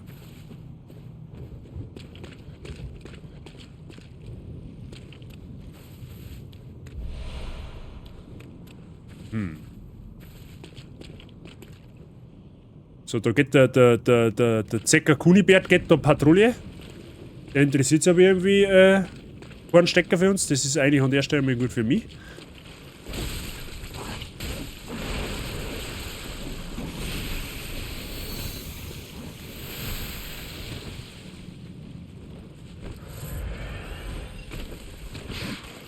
Ja, das probierst du mal. Hat schon ekelhaft, die Viecher, gell? Also Drama möchte ich von denen nicht. Wer weiß, was die mit einem anstehen.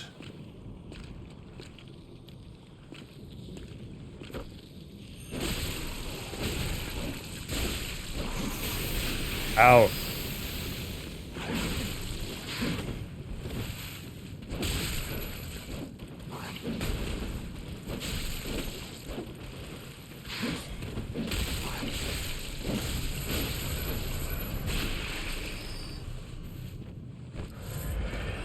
Ja.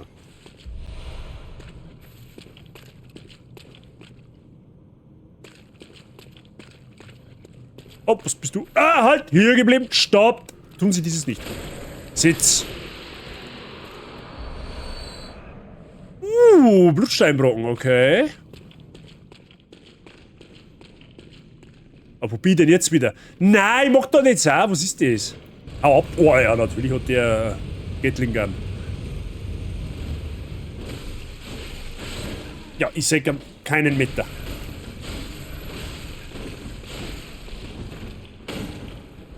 Oh, leck, ich krieg einen Traum.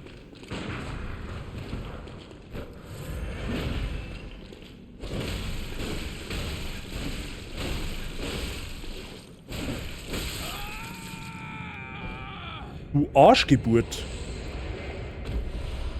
Gatling-Geschütz. Alter, das gibt's sogar als Waffen, geil.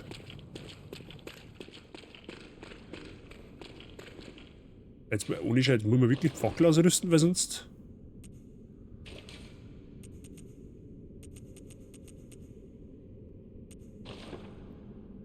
Hab ich...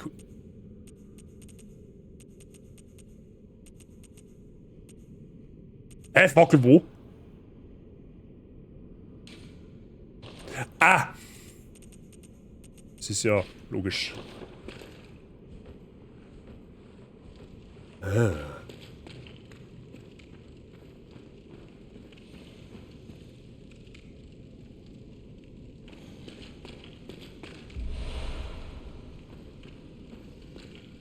Oh, hey. Oh, wow.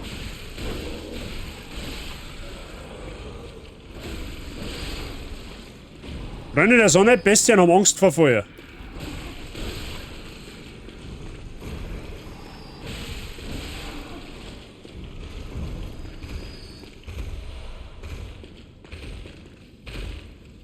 Walleck! Oh, das ist a... Wait a minute, ist das...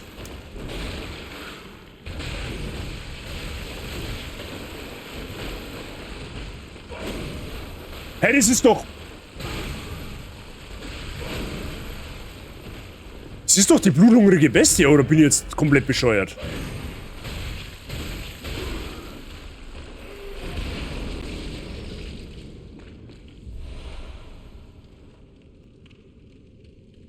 Super, bis um 10 Uhr gearbeitet mehr. Hey, ist doch zauberhaft. Ist doch geil. Leichter kannst du da Geld nicht verdienen. Ist doch cool, oder nicht? Oder bin ich jetzt falsch? Oder die backeln da einfach am Bossgegner als Random-Gegner her. Gut, natürlich ein bisschen in abgeschwächter Form, weil so viel Health hat der jetzt nicht gehabt. Aber holy shit.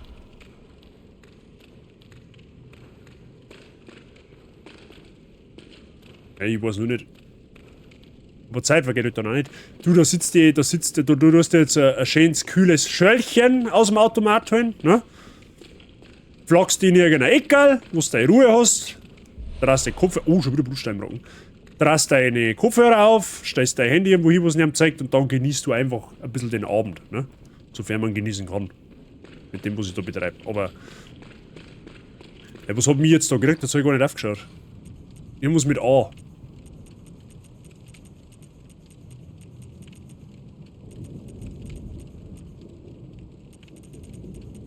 So, amygdalanischer Arm. Was ist jetzt das? Der Arm eines kleinen Amygdala-Großartigen. Streng genommen ist der amygdalanische Arm keine Trickwaffe, allerdings führen ihn einige Verrückte wie Keulen. In der Ausgangsform ist er eine robuste Hiebwaffe aus Knochen, im verlängerten Zustand jedoch zittert die Hand, als ob sie noch lebendig wäre. Aha. Das ist quasi die Umschreibung eines männlichen... Ja, ist wurscht.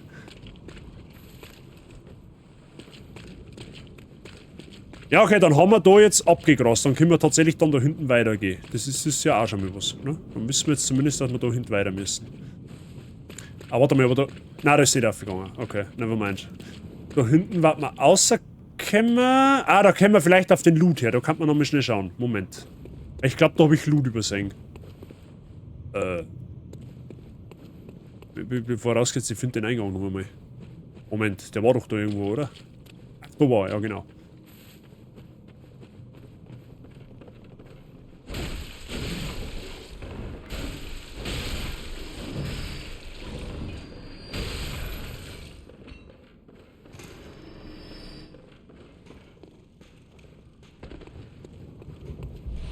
Alter Jägerzylinder, okay.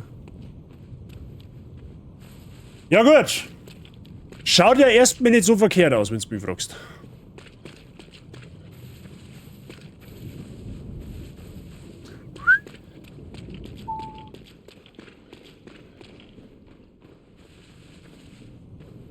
Da haben wir normalerweise alles geklärt. Oh, da waren wir noch nicht, oder? Ah, da waren wir noch nicht. Okay, müssen wir da noch mal schauen.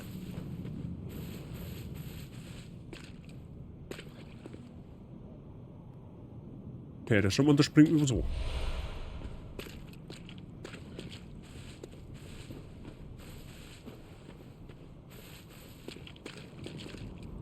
Ah, warte mal, schau mal. Ist das. Achso, jetzt sehe ich schon doch. Komm mal, Leute. Ah! Das haben wir von da oben gesehen. Warte mal, da muss ja. Moment.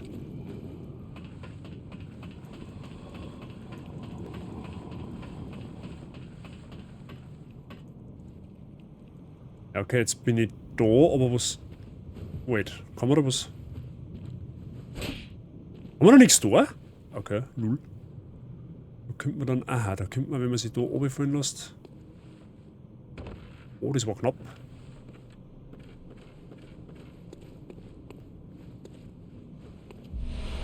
Jetzt komme ich auf den Loot da her, aber wie komme ich da um? Da ist ja auch noch was.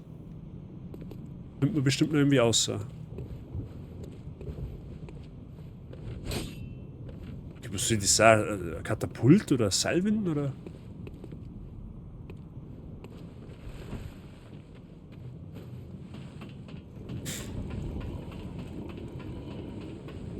Flaschenzug, ja, irgendwie sowas.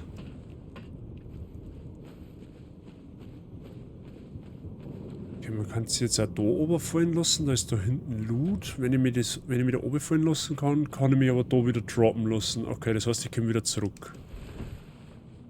Na, aber wo ja in einem fremden Souls... Boah, jetzt sehe ich schon gemeint. Man will sich ja da nicht in irgendeine Situation reinmanövrieren, wo man so schnell nicht mehr rauskommt. Na, das will man ja nicht. Deine Mama ist Blut. Alter, du hast aber geile Waffen. Wo ist der?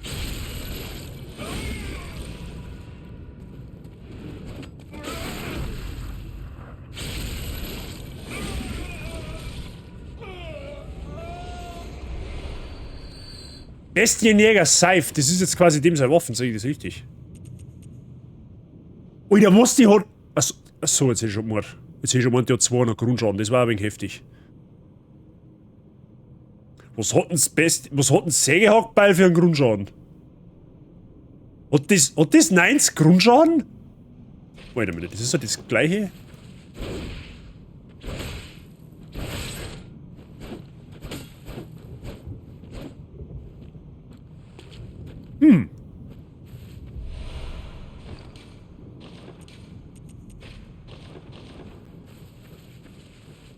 So, was ist das? Ah, das ist da hinten das Eck, okay. Ja, da ist ja immer noch was. Die Würm. Ja. Für was auch immer das ist. Damit die anderen barrierefrei bleibt. Ja, unbedingt! Ja, das muss schon gegeben sein, in so einer Stadt. Ich meine, weil da steht irgendein Vieh auf, dabei haben sie die Totenkopfteile oder die wo im Blut ersuffen haben. Auch unangenehm. Weißt du, mein Gewand ist eigentlich schwarz. Ne? Schwarz wie die Nacht, ich bin einfach blutrot durchtränkt.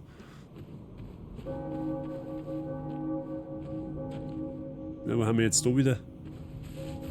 Wie weit geht's denn da? Mich verarschen oder was?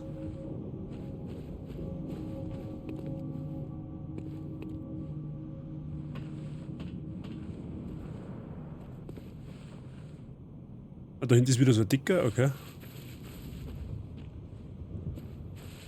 Jetzt war da eine Laternenrecht. Alter, nicht der Ernst.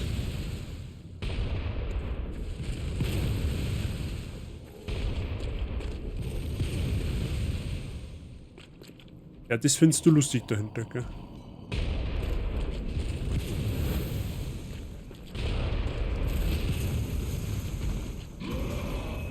Nicht der Ernst, die haben zu zweit.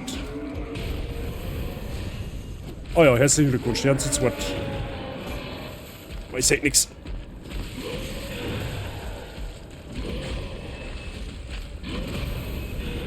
Ja, jetzt bin ich gleich hin. Ja.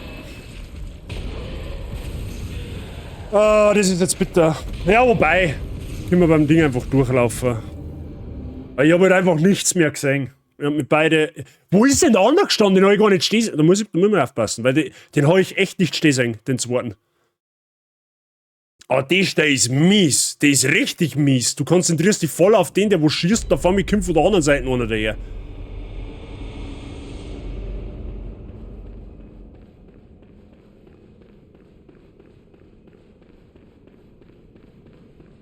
So, da wissen wir, dass wir es einfach durchfetzen können. Die sind uns nämlich alle wurscht jetzt, die Gegner. Ach, hau ab jetzt. Was nicht.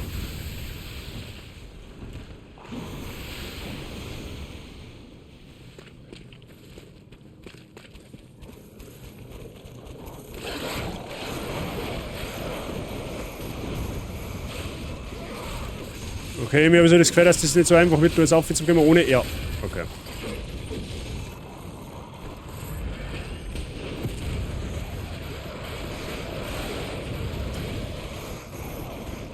Okay, bis zu der Strecke kann ich durchlaufen. Da muss ich dann tatsächlich leider kämpfen, blöderweise.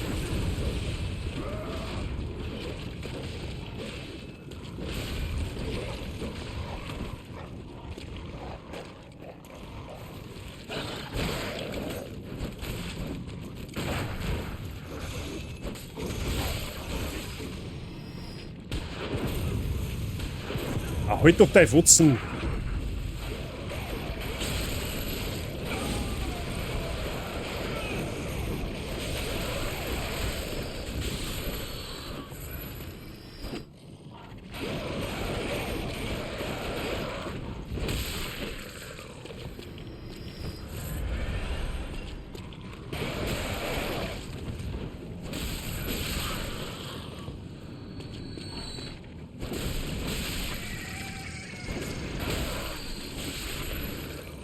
So.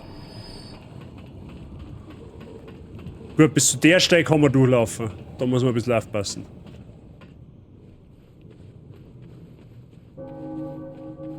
So, wo ist der jetzt? Ach, da hinten steht er! Boah, das ist mies. Also, ganz ehrlich, auf den ersten Blick sagst du den auf keinen Fall. Das kannst du voll vergessen, dass du den sagst.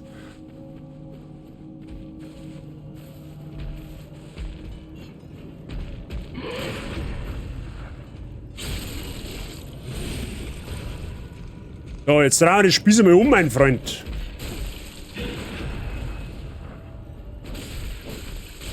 Maul! Ja, du bist nicht mehr so cool, wenn's nicht mehr überraschen kannst, gell? Metzgermasken, okay. Hat sich offenkundig gelohnt, scheinbar. I guess. So.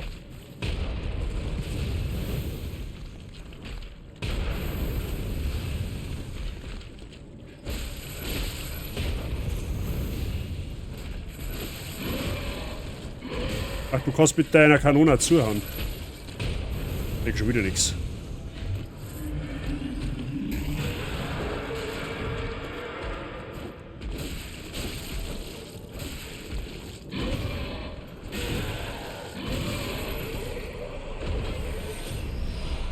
Ah, der hat meine Echos gespeichert. Ja, perfekt. Dann habe ich die wenigstens auch wieder Ruhe.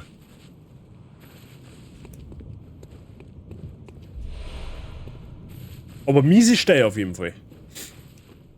Wenn du nicht schnell genug bist, dann überrascht dich der andere nicht.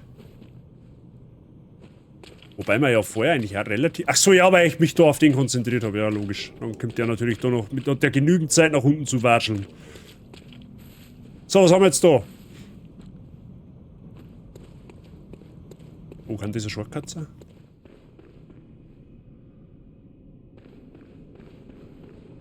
Oh!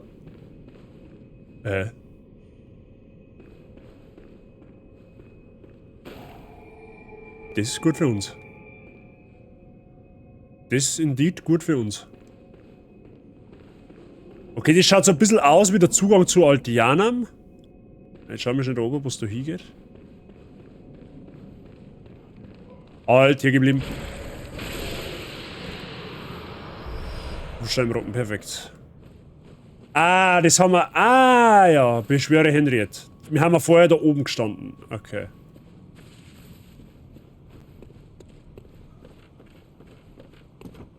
Was? Wo? Ich hab einen Schatten gesehen. Aha, da hinten. Wehe, du wirfst mich oben, damit sind die. Du Arschloch. Ja, und genau ins Rahmennest rein, ist eh klar. Das ist super toll. So, wie komme ich da jetzt wieder raus? Gar nicht wahrscheinlich, oder was? Aha. Ja, genau, ich wollte gerade sagen, da kannst du wenigstens auch da oben kommen. Du Mistarsch, du.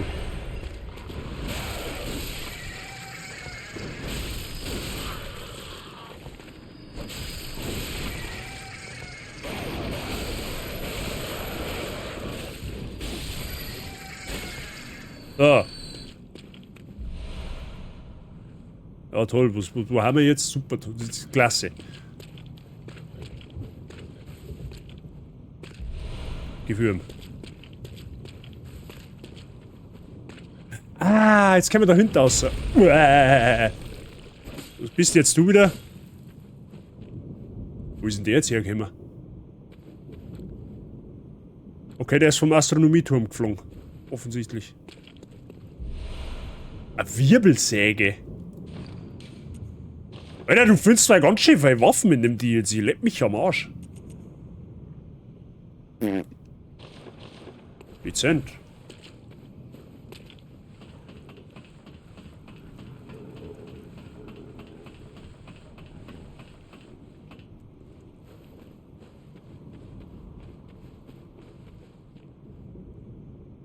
Da scheint tatsächlich sogar noch die Sonne. Im Hauptspeis ja Dämmerung schon tatsächlich.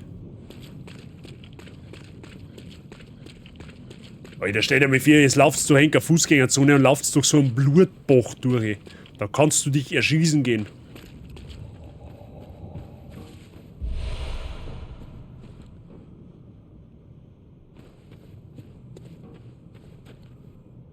Leck, Alter, wie weitläufig ist denn das Gebiet? Das ist ja Wahnsinn.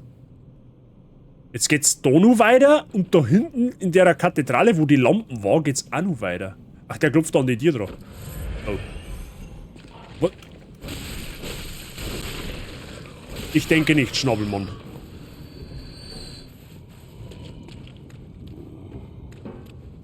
Charlie, du kannst fair außen rum. Ja, löst dir mal.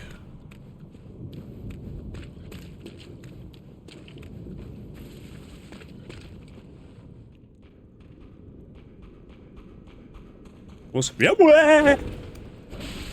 Ja, ich hab's genau gehört, dass da... Wo ist denn das Viech jetzt schon wieder gestanden? Das ist doch gelungen. Wo war denn das Viech? Das hätte man doch da irgendwo gesehen, wenn das da gestanden war, oder? Gibt's ja nicht. Spät rollt mich doch.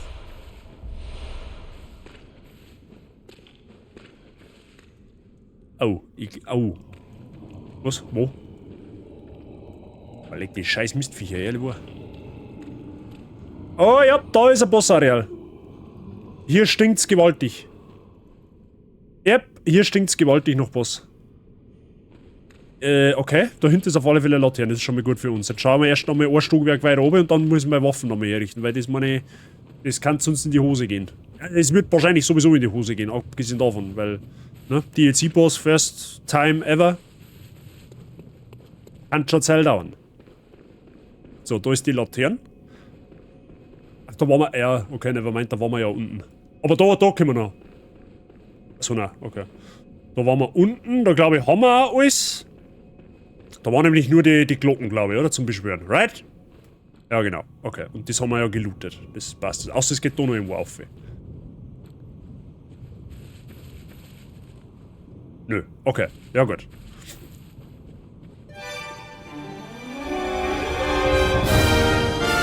Oha! Ja, servus Gerko. Einen wunderschönen guten Abend. Marshall Dimon, Chenhei, Schmono, Gerko Havidere, grüß Gott, Kravalinchen. Ist auch ein geiler Name. Ja, ihr macht's grad Krawall.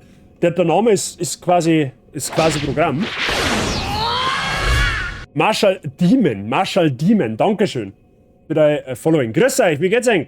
Ja, ihr kommt von Österreich nach Bayern, quasi. Ich weiß nicht, ob jetzt Bayern so ein Upgrade ist für euch. Grüß euch beieinander. Handle Raid. Ja, Handle war jetzt zauberhaft tatsächlich. Handle war sehr zauberhaft an der Stelle. Fiona China, Habitäre. David Markmann, Hüllerstraße 13a, 31606, Wamsen. Ja, zauberhaft. Kann das bitte wer löschen? Mach mal. Mach mal. Mods kümmert sich nicht drum. Jetzt das einmal löschen. Dankeschön. Leute, wie geht's euch? Alles zauberhaft bei euch? Wie war euer Stream? Alles gut bei euch? Schmono, danke dir auch für dein Following. Danke fürs... Oh! Danke euch fürs Vollmachen des Follower-Ziels. Dankeschön. Dir geht es schnell. Ja, wenn da vor mir mal 28 Leute reingrätschen, dann ist schon klar, dass du mal da kurz einmal Überforderung angesagt hast. Kravalinchen, auch dir danke für dein Following. Grüß Gott zusammen. Einen wunderschönen guten Abend. Wie war euer Stream? Oder dein Stream, Gerko? Danke für deinen Raid. Ich weiß nicht, Mods, das habt ihr schon geschaut? Fiona, dankeschön. Vielen lieben Dank. Mods, habt ihr schon geschaut? Wenn nicht, bitte schleunigst tun Sie dieses. Leute, schön, dass du da hat's. Einen wunderschönen guten Abend an Gerko, an deine Community. Die meisten von euch werden mich vermutlich noch nicht kennen. Ne? Mein Name ist Basi. Ihr hört es, ich spreche im Dialekt. Ich spreche ausnahmslos Niederbayerisch. Ich mache quasi Mundart, bayerische Mundart sozusagen. Das ist relativ ähnlich wie der österreichische Dialekt tatsächlich. Also wenn ihr beim Gerko euch wohlfühlt, was die Sprache angeht, dann werdet ihr bei mir mit Sicherheit auch nicht gerade unwohler fühlen. Ne? Sollte es irgendwelche Fragen geben, ne? Einfach in den Chat schreiben, mir beißt man nicht, wir sind eine sehr flauschig geschubste Community und wenn es doch irgendwelche Verständnisprobleme geben sollte, dann meldet euch einfach, entweder im Chat einfach mich, Name fragen, hey, was hast du gerade gesagt, du Verrückter? Ich oder meine Mods mir übersetzen sehr, sehr gerne, okay? Schön, dass du da hat's. Ich hoffe, ihr habt einen angenehmen Abend gehabt beim Gerko, da bin ich mir aber ziemlich sicher. Und ich wünsche euch einen schönen Aufenthalt. Wir spielen halt Bloodborne, beziehungsweise das DLC. Ich habe selber das DLC noch nie gespielt, bin aber sehr, sehr eingefleischter Souls-Spieler tatsächlich. Und da wir jetzt vor Wochen dieses Spiel platiniert haben on Stream, habe ich gesagt, hey, pass auf, dann spielen wir das DLC auch noch. Für mich ist es mal eine neue Erfahrung. Gesehen habe ich tatsächlich schon einiges davon, aber selbst gespielt tatsächlich noch nie. Ne? So quasi zum heutigen Programm des Abends, wenn man so will. Ne? Aber ansonsten, schön, dass du hast. Ich hoffe, ihr habt einen angenehmen Aufenthalt. Nochmal vielen Dank für die ganzen Follower, die gerade reingekommen haben. Freut mich sehr. Gerko, danke nochmal auch an dich für deinen Raid. Danke, dass du deine Community anvertraust. Ich hoffe, ich kann guten Content liefern. Was hat es bei dir heute eigentlich gegeben, abgesehen davon? Dead by Daylight. Sehr schön. Ich hoffe, die Killer bzw. die Survivor-Runden waren gut. Kannst du auch Hochdeutsch? Das war die erste Fremdsprache, die ich habe lernen müssen, aber das versuche ich zu vermeiden, wenn du verstehst, was ich meine. Das ist nicht meine beste Sprache. Ich glaube, ich tue mir mit Englisch leichter als mit Hochdeutsch. Ich sag das, wie es ist. Hört man gar nicht? Ja, dann ist so her, ist zauberhaft. Dann verstehen wir uns ja quasi blind, sozusagen. Und Leute, schaut's beim Gerko auch mal vorbei. Die, die ihn noch nicht kennen, ist ein Streamer aus Österreich.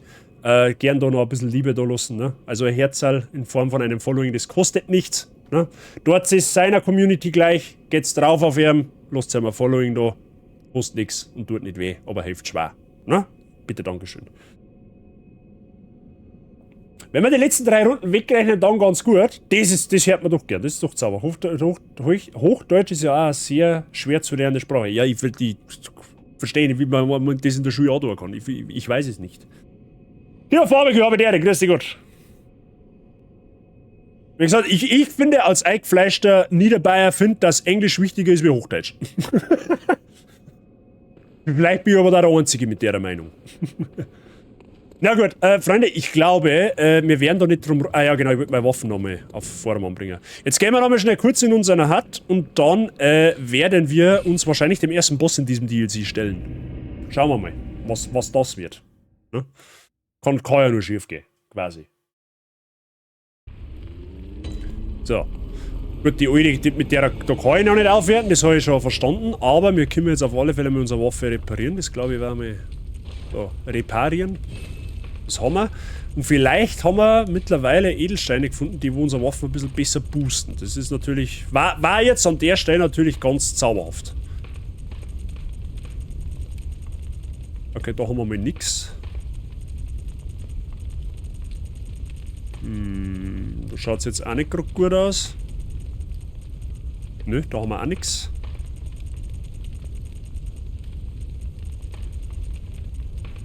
Nö, da auch nicht, okay. Was haben wir mit der unheimlichen Begräbnisklinge? Kann ich die aufwerten? Moment einmal, Waffe verstehen. Ah, Blutedelstein verstehen, ne? Da würde ich gerade sagen, da war irgendwas. Na, das... Hä? Ah, Waffe versteht, ja genau, so. Begräbnisklinge. Da brauchen wir jetzt, was haben wir mal, 3 und ich hab 6. Ja, jetzt gehen wir wieder 2 ab. Verdammt, jetzt hart. Na gut. Okay. Wenn ich das da herum sag, wird dann jieten sie mich wieder nach Bayern. Ja, war es schlimm? Bayern ist doch zauberhaft. Wir hören mal kurz mal essen und dann schauen wir das an, wie du den Boss vernichtest. Ja, oder vernichtet werde. Das ist, ne? Schauen wir mal. Wie gesagt, es ist ja Tradition bei From Software, dass DLCs schwerer sind als die Hauptspiele, tatsächlich. Wie gesagt, das ist das erste Mal, dass ich dieses DLC tatsächlich selber spiele. Aber mal schauen. Mal schauen. Bisher kommen wir, glaube ich, relativ gut durch. Ich weiß nicht, was der Oberpro Shiranui zu der Vorführung da sagt. Bin ich mir jetzt selber nicht so ganz sicher. Aber ich glaube, so an und für sich vom Tempo her, glaube ich, haben wir gut dabei. Wobei ich heute dazu sagen muss, ich bin... Ah ja, das ist der Bumskopf.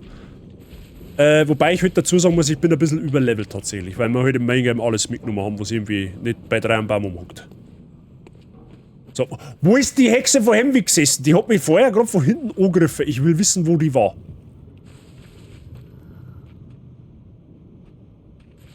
Da von da hinten kommst du her, die blöde Schachtel da. Wo ist her? Ja, da geht sie gleich Healing da mit deiner Kieselkeule oder was auch immer das ist. So, da stinkt's nach Boss und ich vermute, da kommt hundertprozentig einer. Ja, also wenn da kein Boss kommt, dann weiß ich es halt auch nicht. Ja, es war. Ja gut, der hat 3 Kilometer gern Wind gestungen. Hilft uns.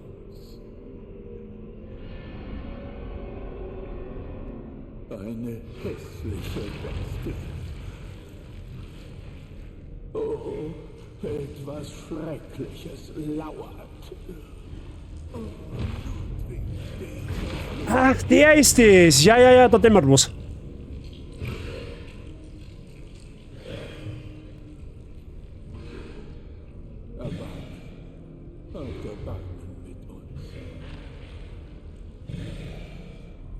Ja, doch, da dämmert was.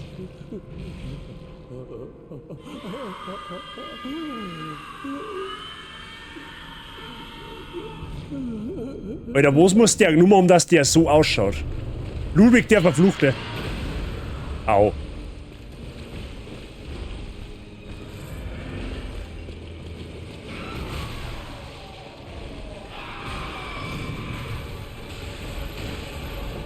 Oh, aber der Schaden ist dezent. Aua. Ja, was einer.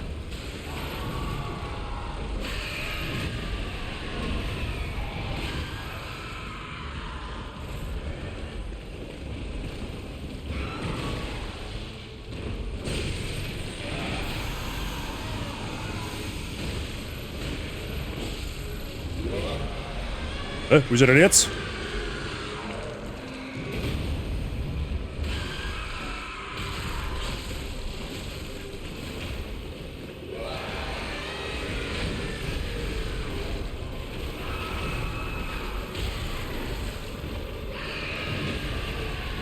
Oder der eskaliert ja komplett.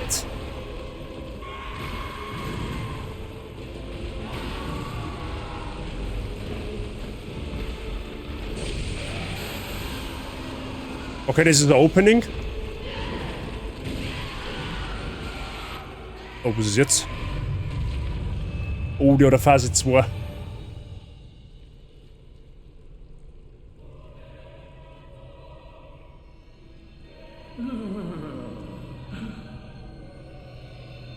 Wait, das ist die Mondlichtklinge? Ihr wart an meiner Seite. Immer.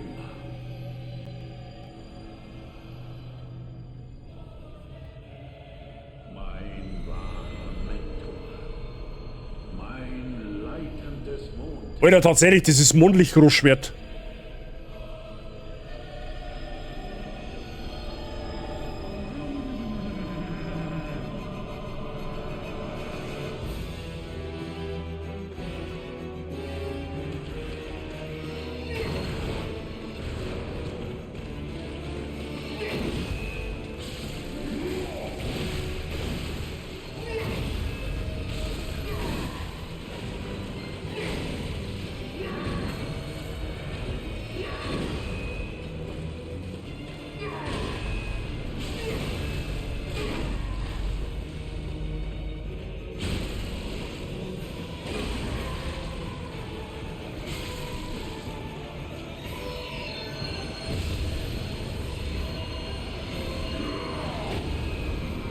Irgendwie glaube ich, sollte es in meine Richtung gehen, oder?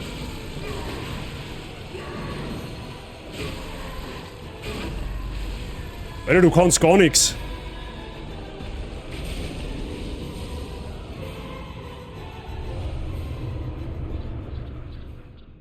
Sollte man den First Try legen? Ich glaube nicht, oder? Okay. Ja. Also entweder war das Skill oder Dusel. Eins von beiden. Ja, weil da bin ich. Ja, okay, das hatte ich jetzt so nicht gedacht. Okay, Ludwig's gone. Ja, aber hä? Da muss ja noch irgendwas geben, oder? Das kann ja nicht sein. Das gibt's. Ah, da liegt was. Was haben wir da? Eine Blutviole. Aha. Falls der mitten in die Teilung ausgeht, hast du dann noch drei Blutviolen. Und Level. Ja, gut, muss man halt, wie gesagt, man darf das nicht vergessen, ne? Ich glaube persönlich, dass der an und für sich schon schwer ist. Aber ich bin halt leider ein bisschen überlevelt tatsächlich. Der Schierer hat vorher was gesagt, so 90 plus ist angedacht. Ich bin halt 125. So. Ne? Also ich glaube, der Level Advantage, den Level Advantage in Anführungszeichen, den ich ein bisschen hab, den gespürst ein wenig, glaube ich. Aber ich glaube, wenn du da mit Stufe 70 einer gehst, der vermöbelt dich nach Strich und Faden. Das kann man mir schon ganz gut vorstellen, weil der hat schon ekelhafte Range. Ne? Also Range hat er schon ekelhafte gehabt. Und ich glaube, ich habe ein bisschen Glück gehabt, dass ich dem sein... Oh, da ist sein Kopf. Und ich glaube, dass ich ein bisschen Glück gehabt habe, dem sein Ulti zu dodgen, weil der hat nämlich in der zweiten Phase so einen richtig breiten Feuerstrahl nach vorne geschossen und ich bin direkt hinter ihm gestanden. Ich glaube, das sollte so eigentlich auch nicht laufen. So, an und für sich. So, was ist jetzt mit dem Kopf? Sagt mir, guter Jäger der Kirche, habt ihr das Licht gesehen? Sind meine Kirchenjäger die ehrenhaften, hingebungsvollen Krieger, die ich mir erhofft hatte? Na, eigentlich nicht, oder? Weil das, also, Schierer, das darfst du mir gerne, so sehe eine Multiple-Choice-Angaben, das darfst du mir gerne sagen, was es hier auf sich hat, weil das, ne? Wenn ich jetzt, ich weiß nicht, gibt es da ein richtig und ein falsch? Wahrscheinlich nicht, oder? Es ist wahrscheinlich relativ egal, was ich jetzt so mache, oder? Klickt ist klickt, ja, so sage ich es auch. Nicht wirklich.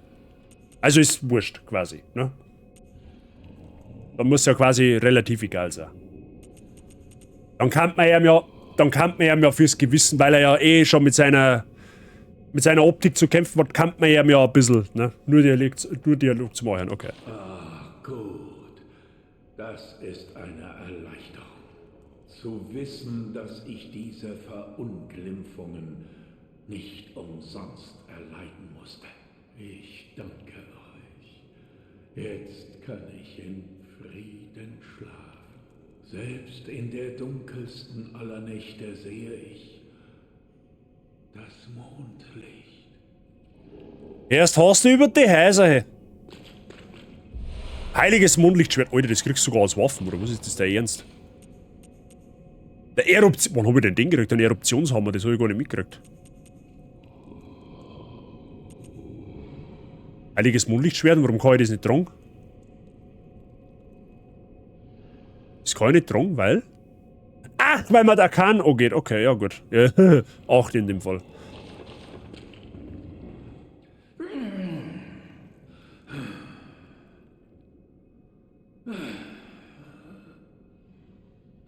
Ich mein, du pennst.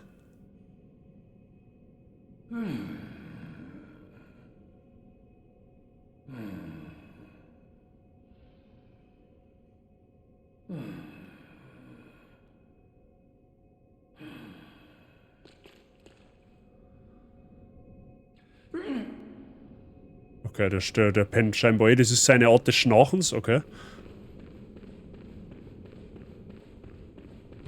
Verschleiert durch die Nacht, doch mit festem Schritt, verfärbt vom Blut, doch immer bei klarem Verstand.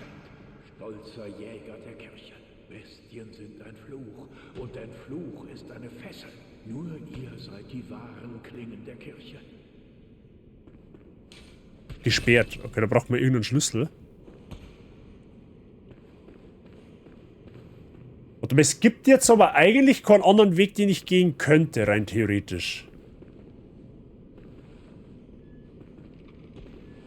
Wir müssen aber noch irgendeinen Alter... Oh, da ist schon wieder so ein Rollstuhl-Charlie, der wo wieder mit seiner Gatling anschießt. Verschleiert durch die Nacht, doch mit festem Schritt, verfärbt vom Blut, doch immer bei klarem Verstand. Stolzer Jäger der Kirche. Bestien sind ein Fluch. Nein, warte.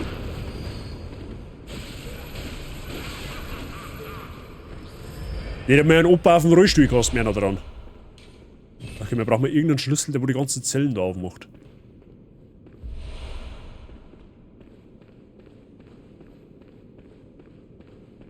Wir müssen man auch irgendwie... Oha. Wir müssen man auch irgendwo einen Altar finden. Weil da haben wir... Ey, warum ist denn da überall so finster drin? Das ist ja ein Wahnsinn. Wo haben wir ein Licht da? Das kann nicht sein. Bisschen Diablo 4 grinden, da wünsche ich dir viel Spaß dabei. Und nochmal danke für deinen Raid. Einen angenehmen Abend. So, was haben wir jetzt da? Da geht's auf. Da geht's auf, da hinten geht's oben. Ich verstehe die Frage nicht.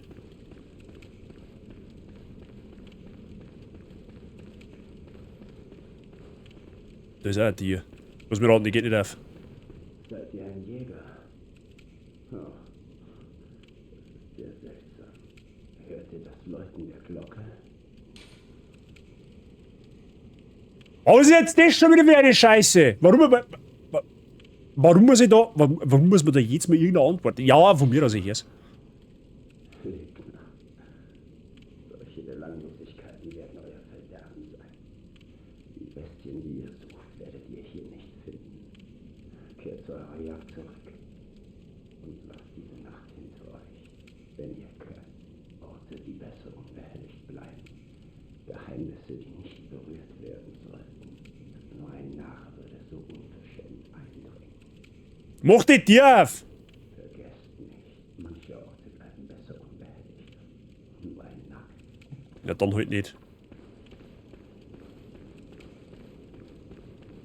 Ja gut, okay. Jetzt hätten wir theoretisch einen Aufstieg, aber da wir mir ja eh schon gut überlevelt haben, glaube ich, schenken wir uns den Aufstieg. Tatsächlich. Aha, da wird es wieder Licht. Das ist gut. Ah, da ist der... Ah, da ist der Altar.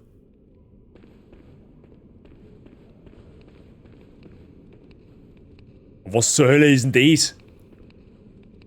Ach, das sind Ratzen, oder? Ah ja. Ratzen mit Fliegenaugen.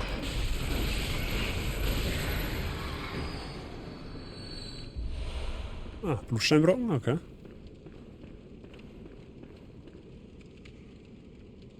Herbert, Habitäre, einen wunderschönen guten Abend. Oh, das soll schon mal Pucke gehabt haben. Ja, die kannst du haben. Ah, ich habe übrigens meine Fernbedienung gefunden. Weil, like, wenn du so ein Blinkgänger bist, dass du neben einem Kabinett links sagst, dann weiß ich es halt leider auch nicht. Ja.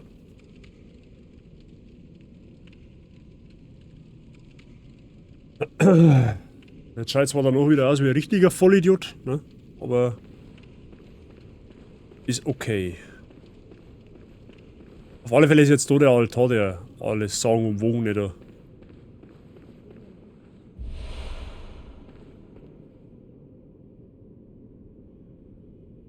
Passt schon, Wifi, alles gut, danke dir für den Lurk an der Stelle. I know.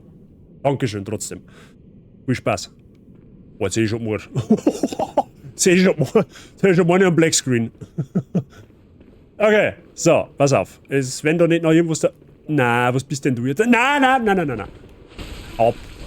Der hat Ludwigs heilige Klinge, das ist unzauberhaft.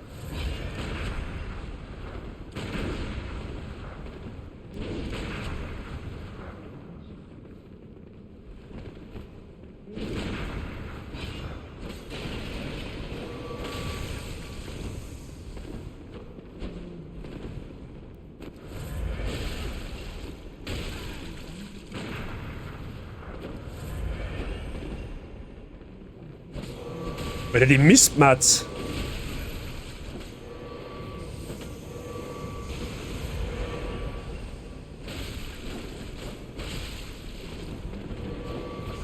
Oder kann sie die einmal starten haben?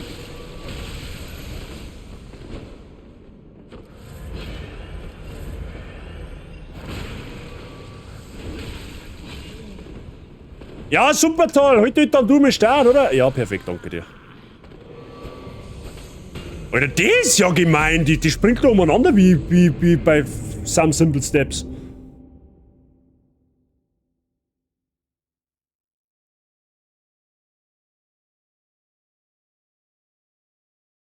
Kennst du persönlich, by the way? Ach, echt? Stoshi, du brauchst gerade Ausrufezeichen Account und Ausrufezeichen Follower eingeben.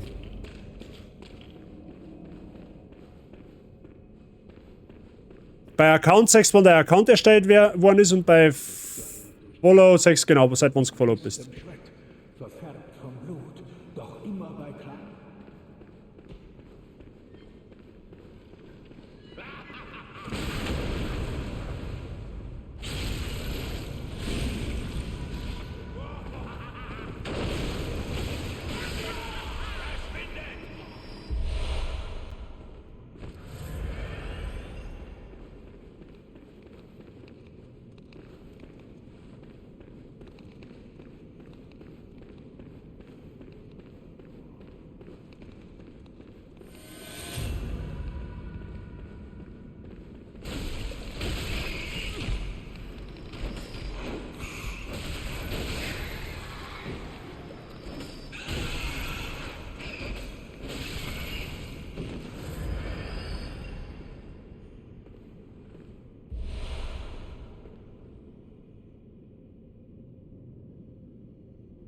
Wie lange du schon live zuschaust, dann muss ich ein YBO fragen, wie das geht.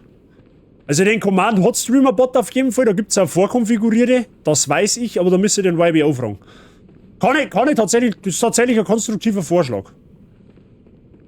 Das kann man tatsächlich machen, dass wir das irgendwie einfügen.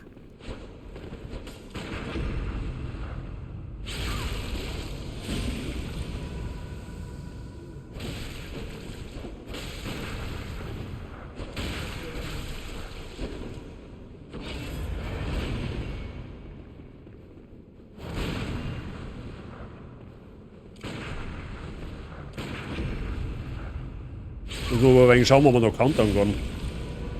Wie viel Leben hatten die Tussi?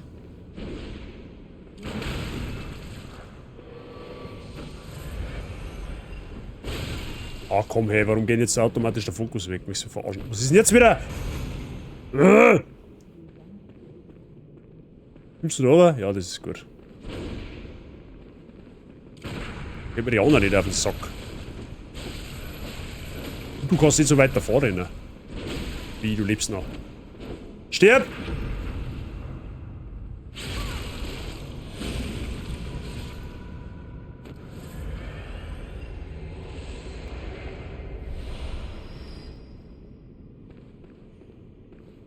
Herbert, du bist fit bei dir. Boah, leck du. Du mich matzt du. Ja, blöd, wenn man nicht mehr ausweichen kann, gell? So. Der wird jetzt endlich an den Altar hier, oder was ist es jetzt da?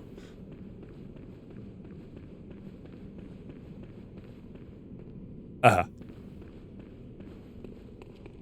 Augenanhänger einfügen. Soweit lebe ich noch. Warum soweit lebe ich noch? Bist du krank geworden, oder was? Ach, das war die Amelia. Okay, nice. Und wer ist jetzt das da?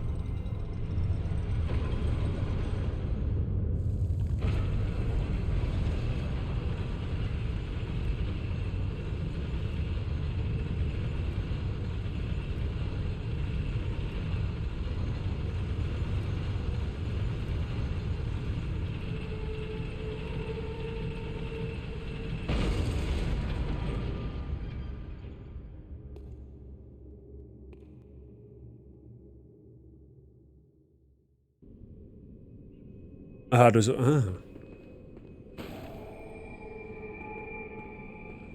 Na, wenigstens haben wir mal die. Okay, jetzt. So, okay, du brauchst quasi.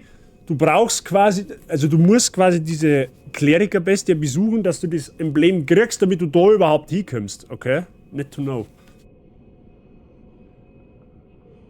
So quasi Modo-mäßig, ne?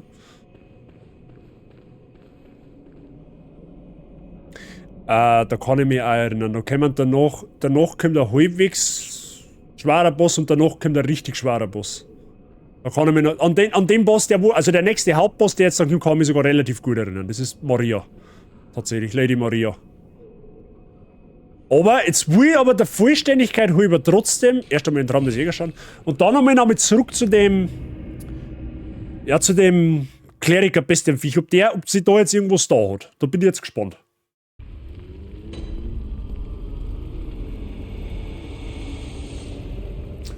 All ich verstehe ist draufhauen und versuchen nicht zum Verrecken. Ja, so ungefähr. Bisschen mit System draufhauen, aber ja. An und für sich. Ja, der German, der muss jetzt leider warten, das hilft jetzt nicht. Wir müssen erst DLC spielen. So.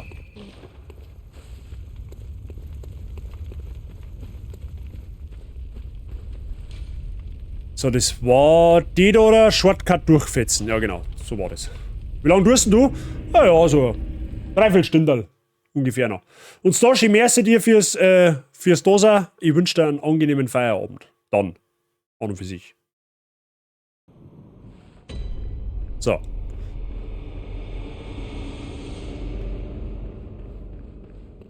Weil, da können wir jetzt einfach durchbredeln.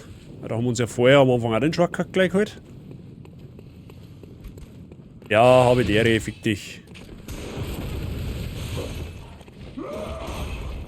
Deine Mama zirkt Lastwagen auf die ESF, so schaut's aus.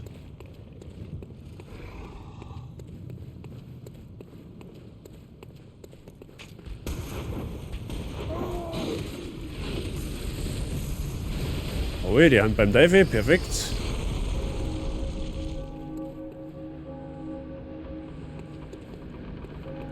So, die zwei sind jetzt da mal aufmachen, die werden dann von dem Typen da verhauen.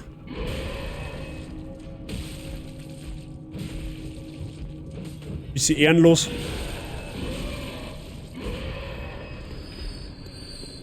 So, jetzt locken wir den Typen dann idealerweise mal da oben, damit wir mir in die Kirche da rein können. Außer er mag nicht. Dann.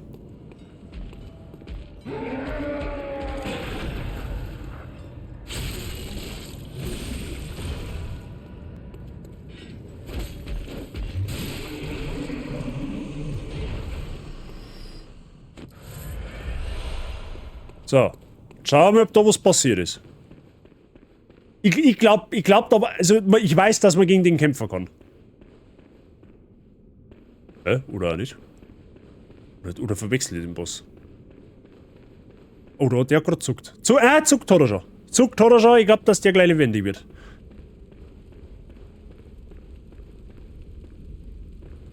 Ja, hallo?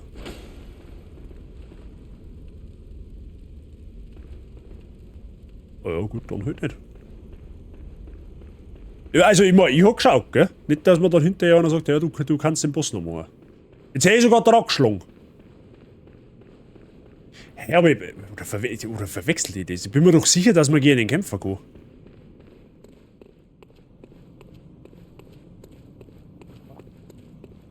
Ja gut, dann müssen wir halt erstmal weiterschauen, das hilft ja eh nicht. Es hilft ja eh nicht. Halt, jetzt bin ich voll schon fix leben. Oh, da noch was. Ja, chillt so rein, mal enkel nicht scheinbar. Ist ja alles ein.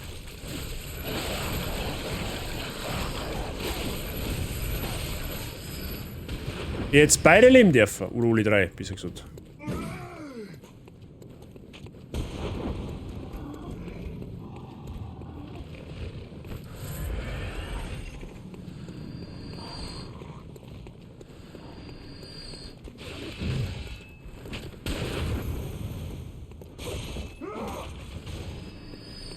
So.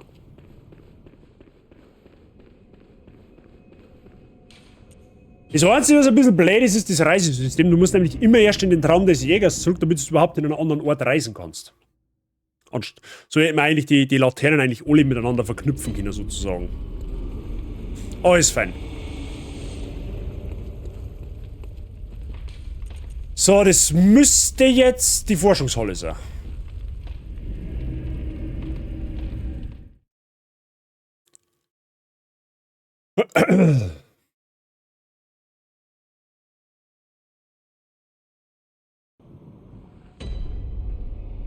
Right? Ja. Okay. Aha, ich hab wieder Einsicht gekriegt. Dann schauen wir mal, was da gespielt wird. Hier geblieben. Blutbrocken, right? Blutsteinbrocken, okay.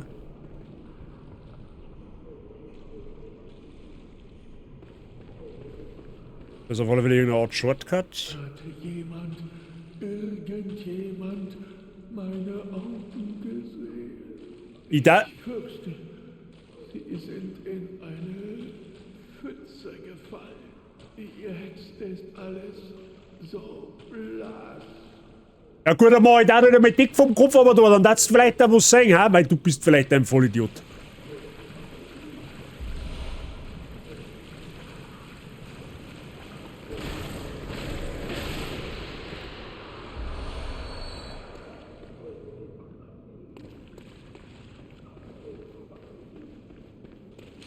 Gesperrt, ja, herzlichen Glückwunsch.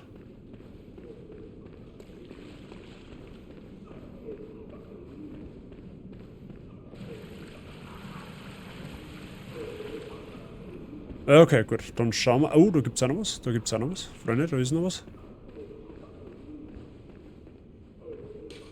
Öffnet sich nicht von dieser Seite. Okay. Schön.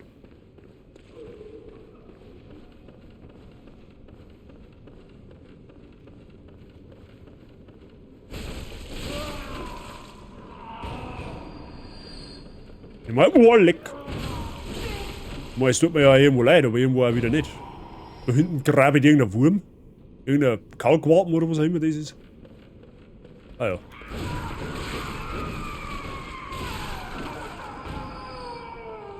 Erinnert mich irgendwie so ein bisschen an die Treppen in Hogwarts, ich weiß auch nicht. Aha, da geht's. Okay. Erst einmal luren. Freunde, luren ist wichtig.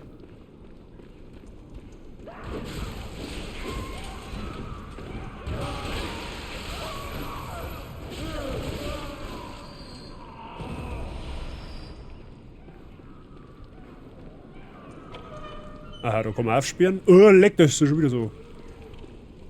Finsterin. Oh, fuck. Bitte. Helft mir. Fürstin Maria. Fürstin Maria. Lass mich noch einmal tun. Versprochen. Meine Hand. Lasst mich nicht ertrinken. Sie macht mir Ja, Lord dafür. Ich mag da nicht sein. Aha, wo kommt hier 2, 3 jetzt her?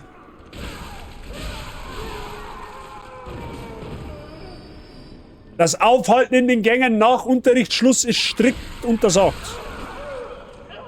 Ich weiß zwar nicht, ob das Patienten oder Schüler haben.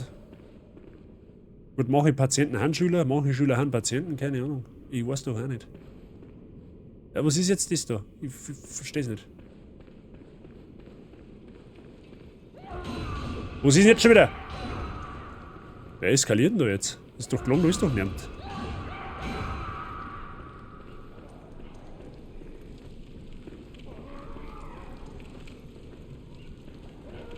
Warum habe ich so das Gefühl, dass die mal aufstehen?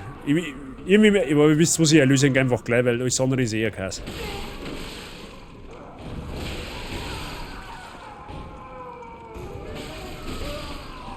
Als ihr aufsteht und mir jemand an den Gurgel möchte. Sechs doch, gehen wir. Jetzt haben sie es wenigstens hinter sich, ne? Jetzt müssen sie es nicht mehr leiden.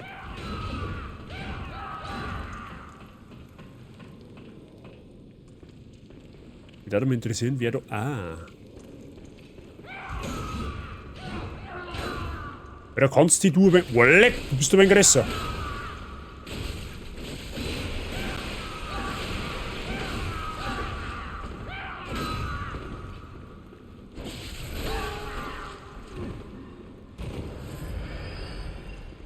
Okay, jetzt wisst ihr, warum wir Minderjährigen kein Messer, Gabel und Schere, Licht. Also, ne? Messer, Gabel, Schere, Licht ist für kleine Kinder nicht, so würde ich sagen. Was ist jetzt da wieder? Ach, hier lauert schon wieder, ja, herzlichen Glückwunsch.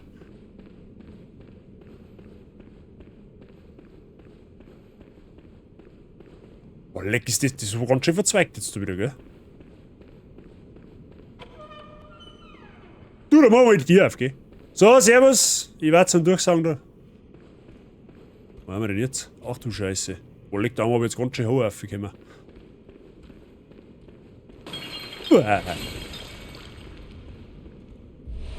Gegengift. Oh nein, vergiften die? Please don't.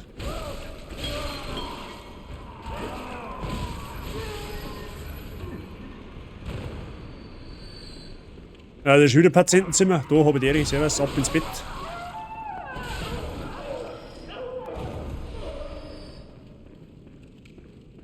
Boah, leck, das ist anders verwinkelt. Was ist das da jetzt? War ich da schon? Ach, da ist der andere gewesen mit seiner Stehlampe oder was das war. Oder? Ich weiß es nicht. Ja, da war der, genau. Da ist die Treppen jetzt normalerweise, oder? Ja, genau, okay, ja, was ist schon wieder. Gut. Wenn ich so einen Orientierungspunkt habe, dann ist es fein.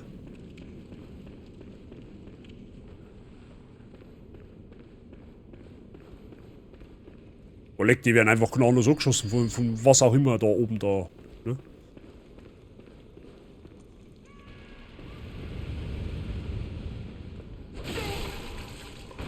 Ich sehe klar, dass der Pensionisten-Opa wieder alles mit seiner Gatling-Gang vom Rollstuhl aus weggeschießt.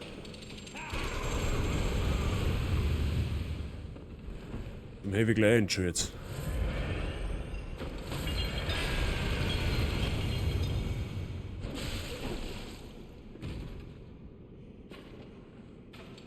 Weiß, jetzt steht auf der Treppe, ja gut. Dann nervt er dort zumindest jetzt gerade keinen.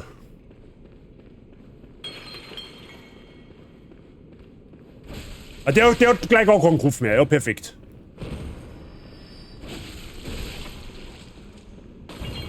Du, dann helft's, wenn ihr eh keinen Kopf mehr habt, dann hilft's aber auch nichts, wenn ihr einen keine Augen findet. Das ist ein hoffentlich schon klar, weil Augen sind Teil des Kopfes.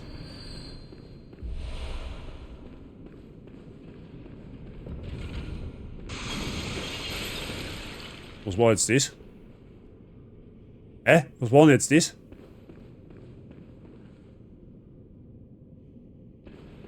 Okay.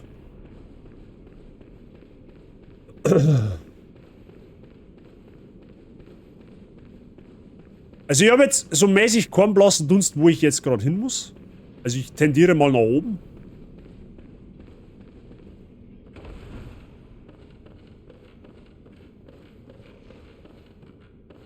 Sicher bin ich mir nicht.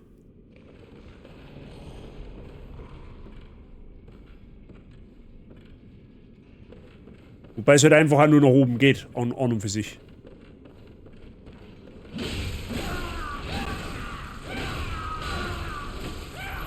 Alter, ich schwöre bei Gott, wenn du... Lass mich da erst einmal raus.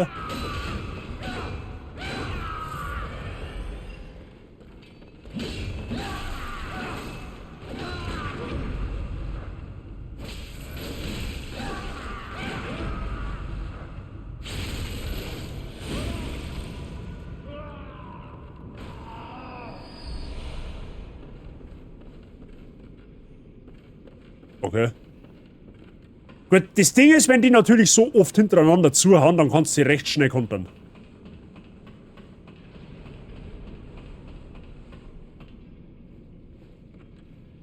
Ah ja, perfekt. Na, wenigstens sind die Übergänge relativ brot. Ja, ja.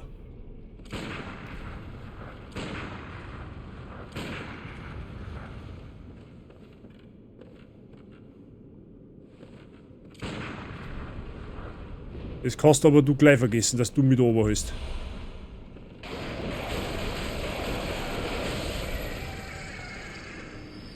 Puh, das war knapp.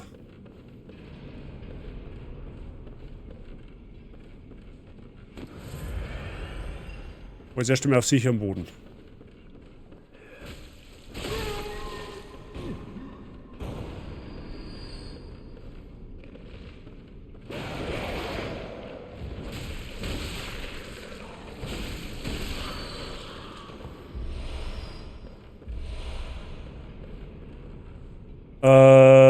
Okay. Jetzt bin ich da herum. Ich weiß aber nicht wohin.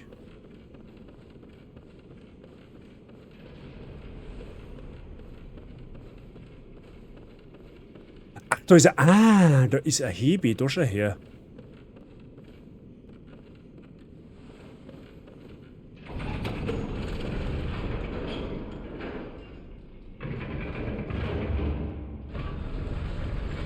Ah ja, okay, ja, das macht Sinn.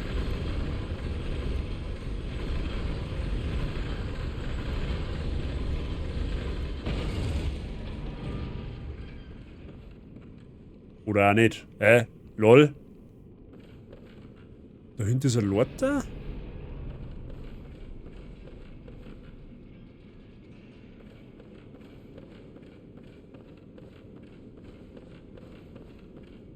Die mich ein Stockwerk weiter oben bringt.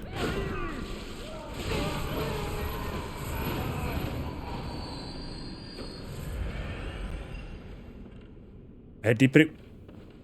Da geht's nur weiter oben, hä?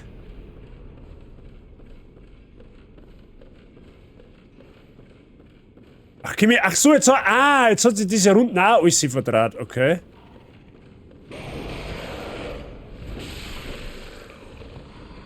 Oh, das ist eine Truhe.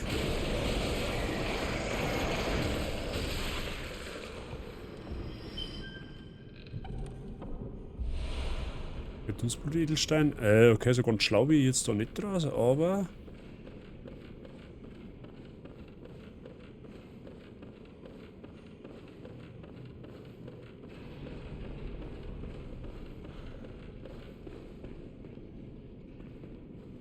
warte mal. Da ist eine riesige Tier. Das heißt, wenn ich mich jetzt da oben fallen, müsste mich doch jetzt eigentlich oberdroppen lassen können, oder? Ah ja. Perfekt.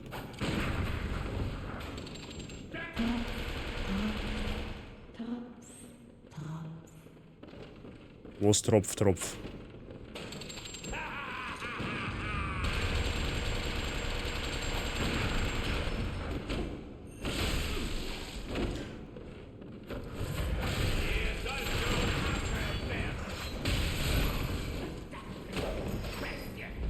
Okay, da war ein Bug.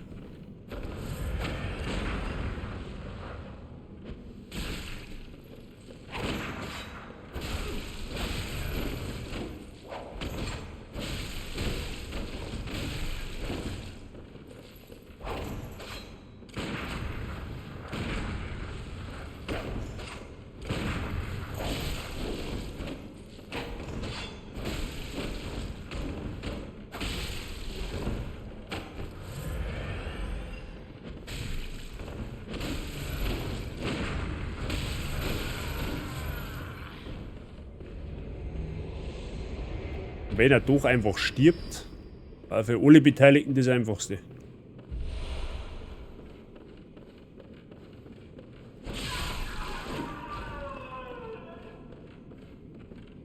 So. Rein theoretisch. Da weiß ich nämlich, wo es jetzt kommt. Ja genau, da haben diese komischen lebendige Misserfolge.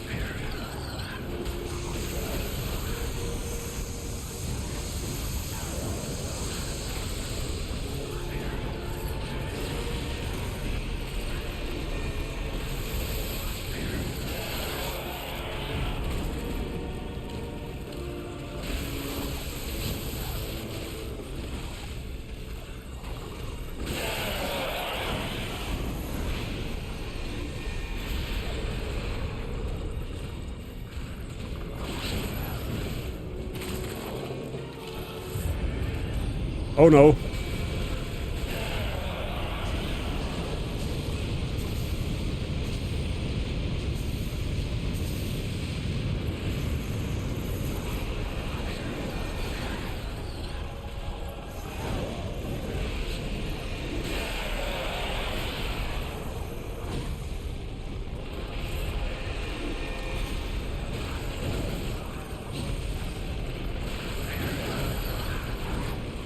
Oh.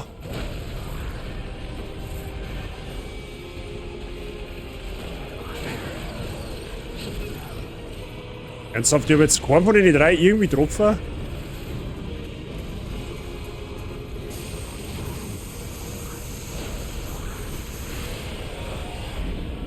Doch.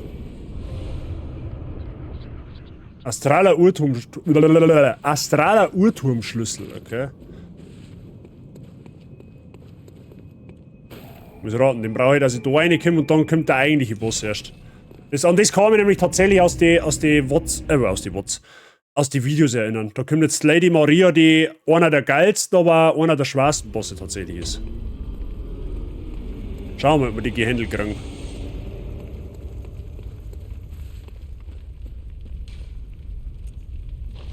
Dann kommen wir aber eigentlich relativ schnell durchs DLC tatsächlich.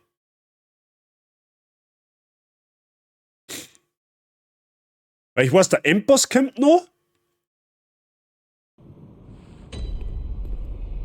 Da haben wir doch aber eigentlich relativ schnell fertig. So, da ist jetzt... Ah, warte mal, ich sollte Einsicht vielleicht noch ausgeben. Moment.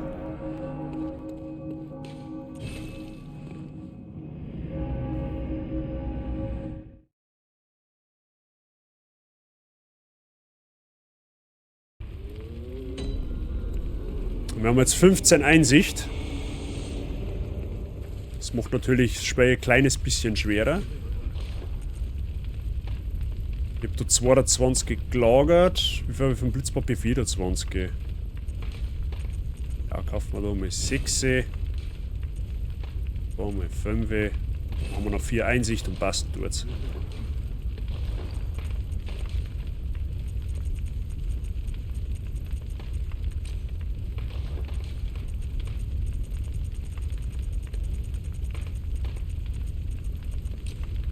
Jetzt haben wir Feuer und Blitzpapier ausgerüstet. Sollte. Ach, scheiße. Wir waren aus dem Magie können.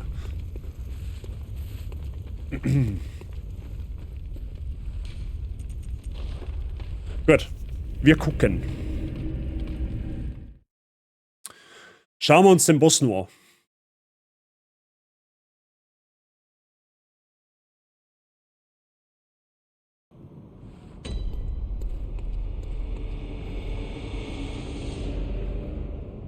Der Boss da hinten hat tatsächlich eine brutal geile Lore. Die weiß ich sogar ein bisschen aus dem Stegreif. Das dahinter ist quasi, also der Boss, der jetzt kommt, das ist Lady Maria. Und Lady Maria war die beste Schülerin vom German. Und der German, glaube ich, der Shiranui möge mich berichtigen, falls es falsch ist. Ich glaube, der German hat insgeheim was für sie empfunden. Sie ist aber dann gestorben und deswegen... Irgendwie ist der German total verbittert deswegen und hat dann die Puppe, die wo quasi bei uns im Traum des Jägers rumsitzt, die wo uns quasi auflevelt, die ist nach ihrem Ebenbild entstanden, quasi. Ne?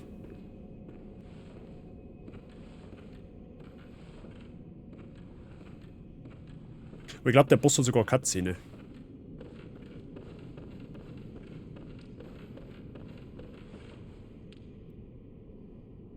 Da ist noch einiges dazwischen, aber German hatte was für... Ja, also in der Quintessenz quasi, ne? Ich weiß nicht alles, aber so die grobe Lore von der Dame hier.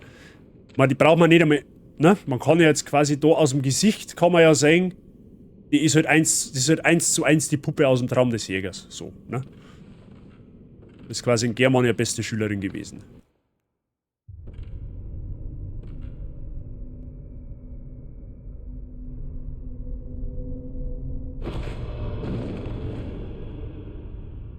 Eine Leiche sollte ihre Ruhe haben.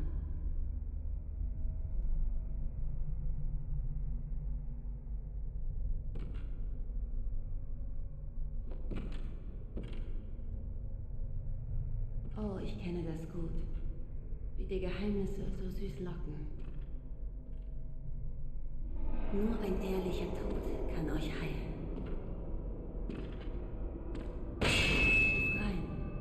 Eurer wilden Neugier. Fürstin Maria des astralen Urturms. Die hat eine brutal geile Waffen. Glaube ich, ist die beste Geschickwaffe im Spiel. Frei mit ihr, dass ich mir selber Gesi kämpfen darf.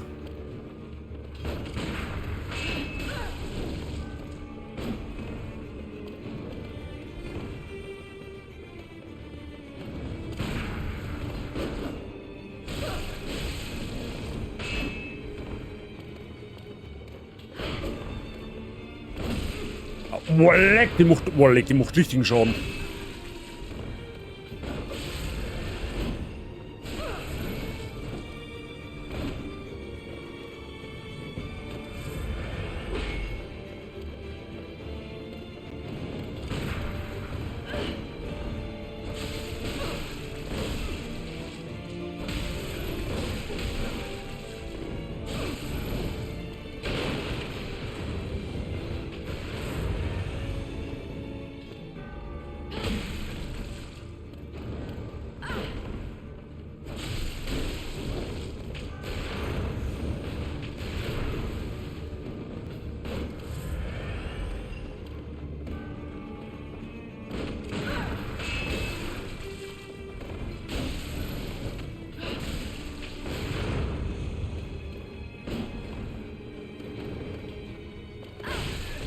Okay, der ist mies.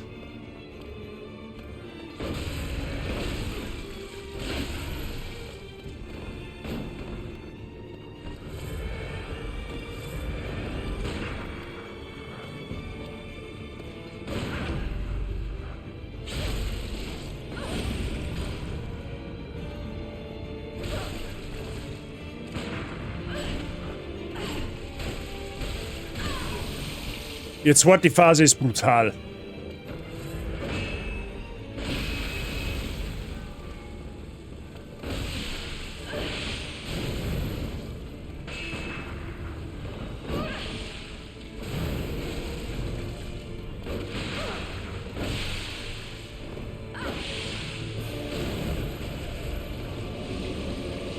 Oh, was ist das? Den kenne ich gar nicht.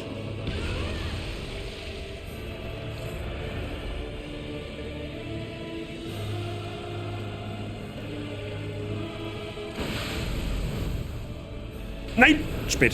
Schade.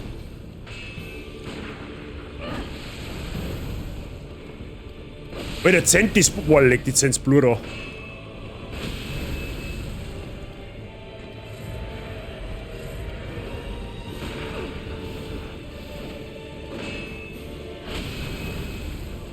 Au!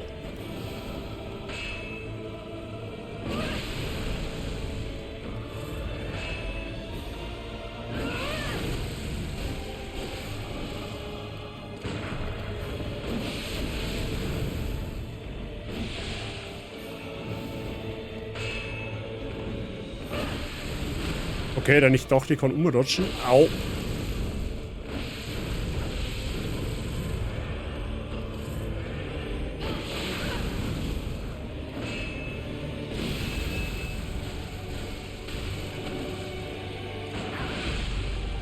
Nice, GG.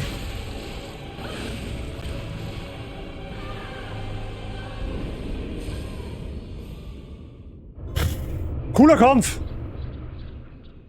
Aber den kenne ich halt, wie gesagt, aus Videos. Tatsächlich.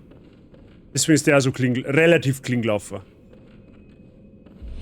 Himmelszifferblatt.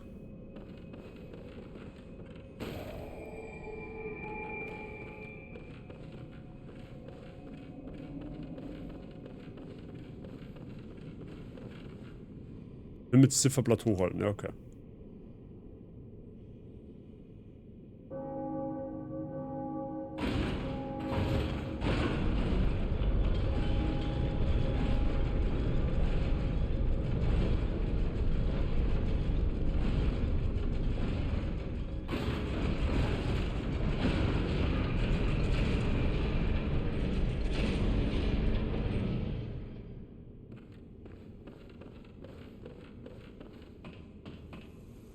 Oh, wir sind jetzt schon da.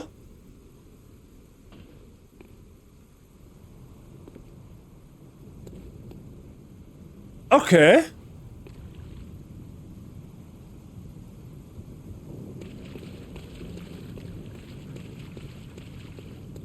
Ja, dann würde ich mal behaupten, dass wir mir spätestens nächste Woche mit dem DLC fertig werden. Ich hätte jetzt ehrlich gesagt gedacht, wir haben da noch ein Stückchen hin. Aber okay.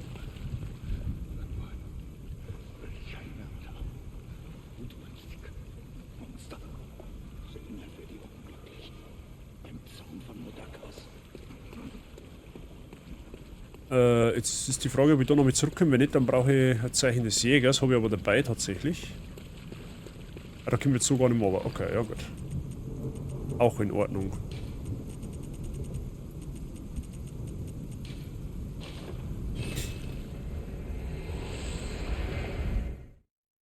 Ja, okay, nice. Hätte ich jetzt tatsächlich nicht gedacht, dass wir so zügig da durchkommen. Bin ich ehrlich. Servus Christoph, hat man doch, ich schau ganz kurz ein, dann muss in der Früh wieder aus, also nur ganz kurz. Du, das macht gar nichts, Christoph, erst bei Habidere. Steht, dass du kurz reinschaust. Wir machen aber jetzt tatsächlich aufgrund der Tatsache, dass wir schon so weit haben, an der Stelle einen Cut. Weil ich hätte gedacht, dass wir länger brauchen.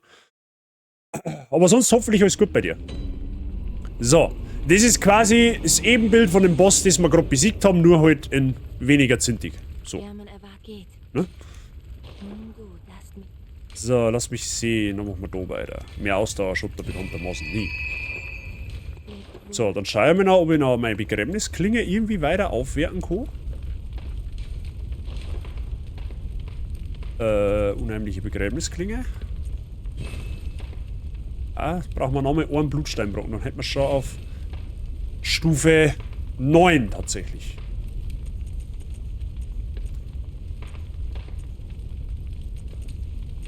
Was haben wir denn da? Ist Eruptionsreiterperlasch. Naja, cool. Passt, das ist sehr schön. Das freut mich zum Hören. Ja, ich habe jetzt die Woche tatsächlich nur eine 3-Tage-Woche. Eigentlich hätte ich Donnerstag auch noch einen Tag arbeiten müssen, aber da haben sie uns heute schon gesagt, du brauchst am Donnerstag gar nicht mehr kommen, weil wir die Arbeit momentan nicht haben. Deswegen, ja, morgen noch Frühschicht, am Mittwoch noch Spätschicht und dann war es schon wieder für die Woche tatsächlich.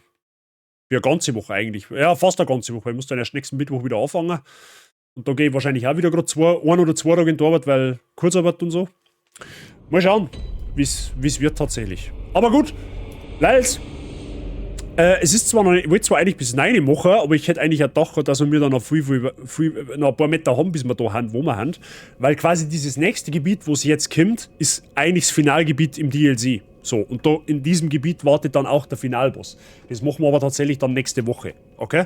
Da machen wir dann nächste Woche wahrscheinlich am Mittwoch, weil Montag bin ich unterwegs, machen wir dann da schon tatsächlich einen DLC-Finalstream. Ich hätte tatsächlich nicht gedacht, dass wir so schnell durchs DLC durchkommen, muss ich ehrlich sagen. Wie gesagt, es liegt ein bisschen daran, dass ich halt ein bisschen überlevelt bin. Aber ich schreibe mir es jetzt auch ein bisschen auf meinen Skill auf die Fahne. Ne? Das war jetzt falsch ausgedrückt. Ich glaube, dass natürlich eine Bloodborne-Routine mit dazu spielt.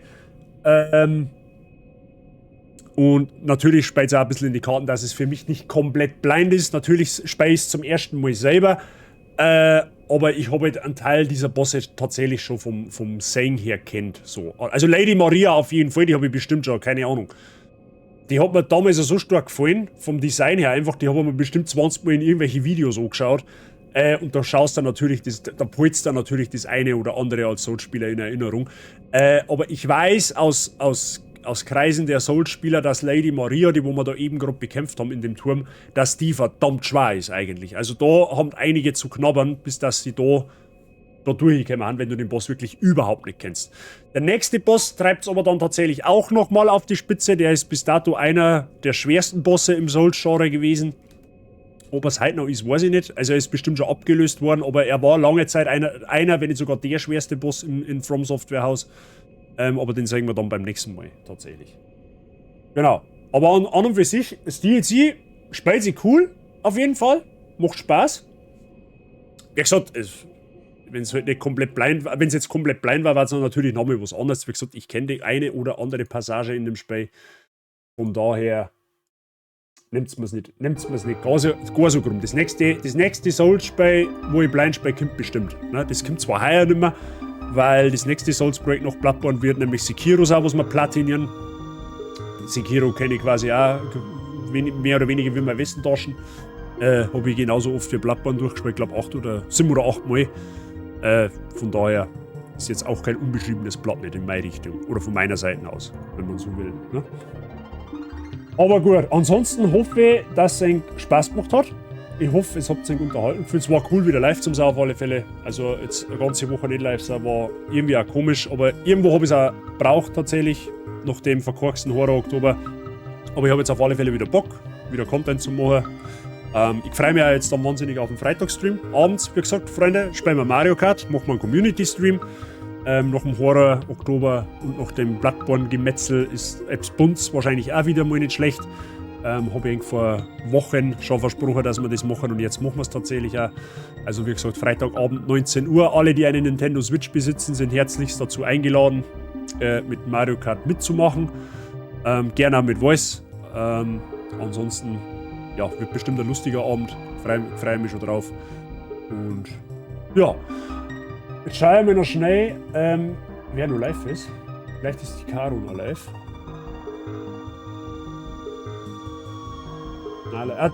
Doch, die ist noch live. Oh, die spielt Madison. Oh, die ist sogar in dem Rätsel. Die kann vielleicht sogar halt fertig werden. Da werden wir jetzt mal eingrätschen. René Sonne Madison haben wir letztes Jahr im Horror-Oktober gespielt. Wer sehen möchte, wie ich mich da angestellt habe, schaut auf meinen YouTube-Kanal vorbei. Da haben die ganzen Wots gespeichert tatsächlich. War ein unfassbar intensives Projekt, aber auch unfassbar geil. Also gern, wer da Lust und Laune hat, sich selber mal abends irgendwie einzupieseln und mir beim Schwitzen zuzuschauen, schaut sich das gerne mal an. Und ansonsten, Freunde, lasst der Caro ganz viel Liebe da. Ne? Die ist aus der Steiermark, glaube ich. Ich möchte jetzt nichts falsch behaupten. Auf alle Fälle österreichische Streamerin, sehr sympathisch, unfassbar freundlich und immer für einen coolen Spruch zum haben. Also lasst der Caro bitte ein bisschen Liebe da. Ich habe halt Liebe von einem anderen Österreicher gekriegt und ich gebe meine Liebe aus Bayern jetzt wieder an Österreich zurück, sozusagen. Also Gerko, falls du noch im Lurk bist, nochmal danke für deinen Raid. Nochmal Dankeschön an alle, die neu dazugekommen haben, die wo reingefollowt haben. Danke generell wieder für den ganzen Support, der gekommen ist in Form von Resubs und Bits und was weiß der Teufel was. Es hat einfach geistesgestört. Okay?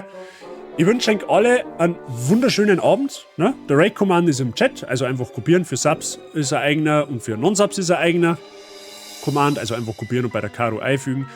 Und wir hören und sehen uns dann spätestens am Freitag um 19 Uhr zu Mario Kart wieder. Ich habe richtig Bock drauf, ich freue mich schon. Und ja, wie gesagt, euch einen schönen Abend, eine schöne restliche Woche. Und dann hören wir sie am Freitag wieder oder noch kurz bei der Karo, je nachdem. Okay? In diesem Sinne, danke Leute für alles nochmal und bis Freitag. Viert euch.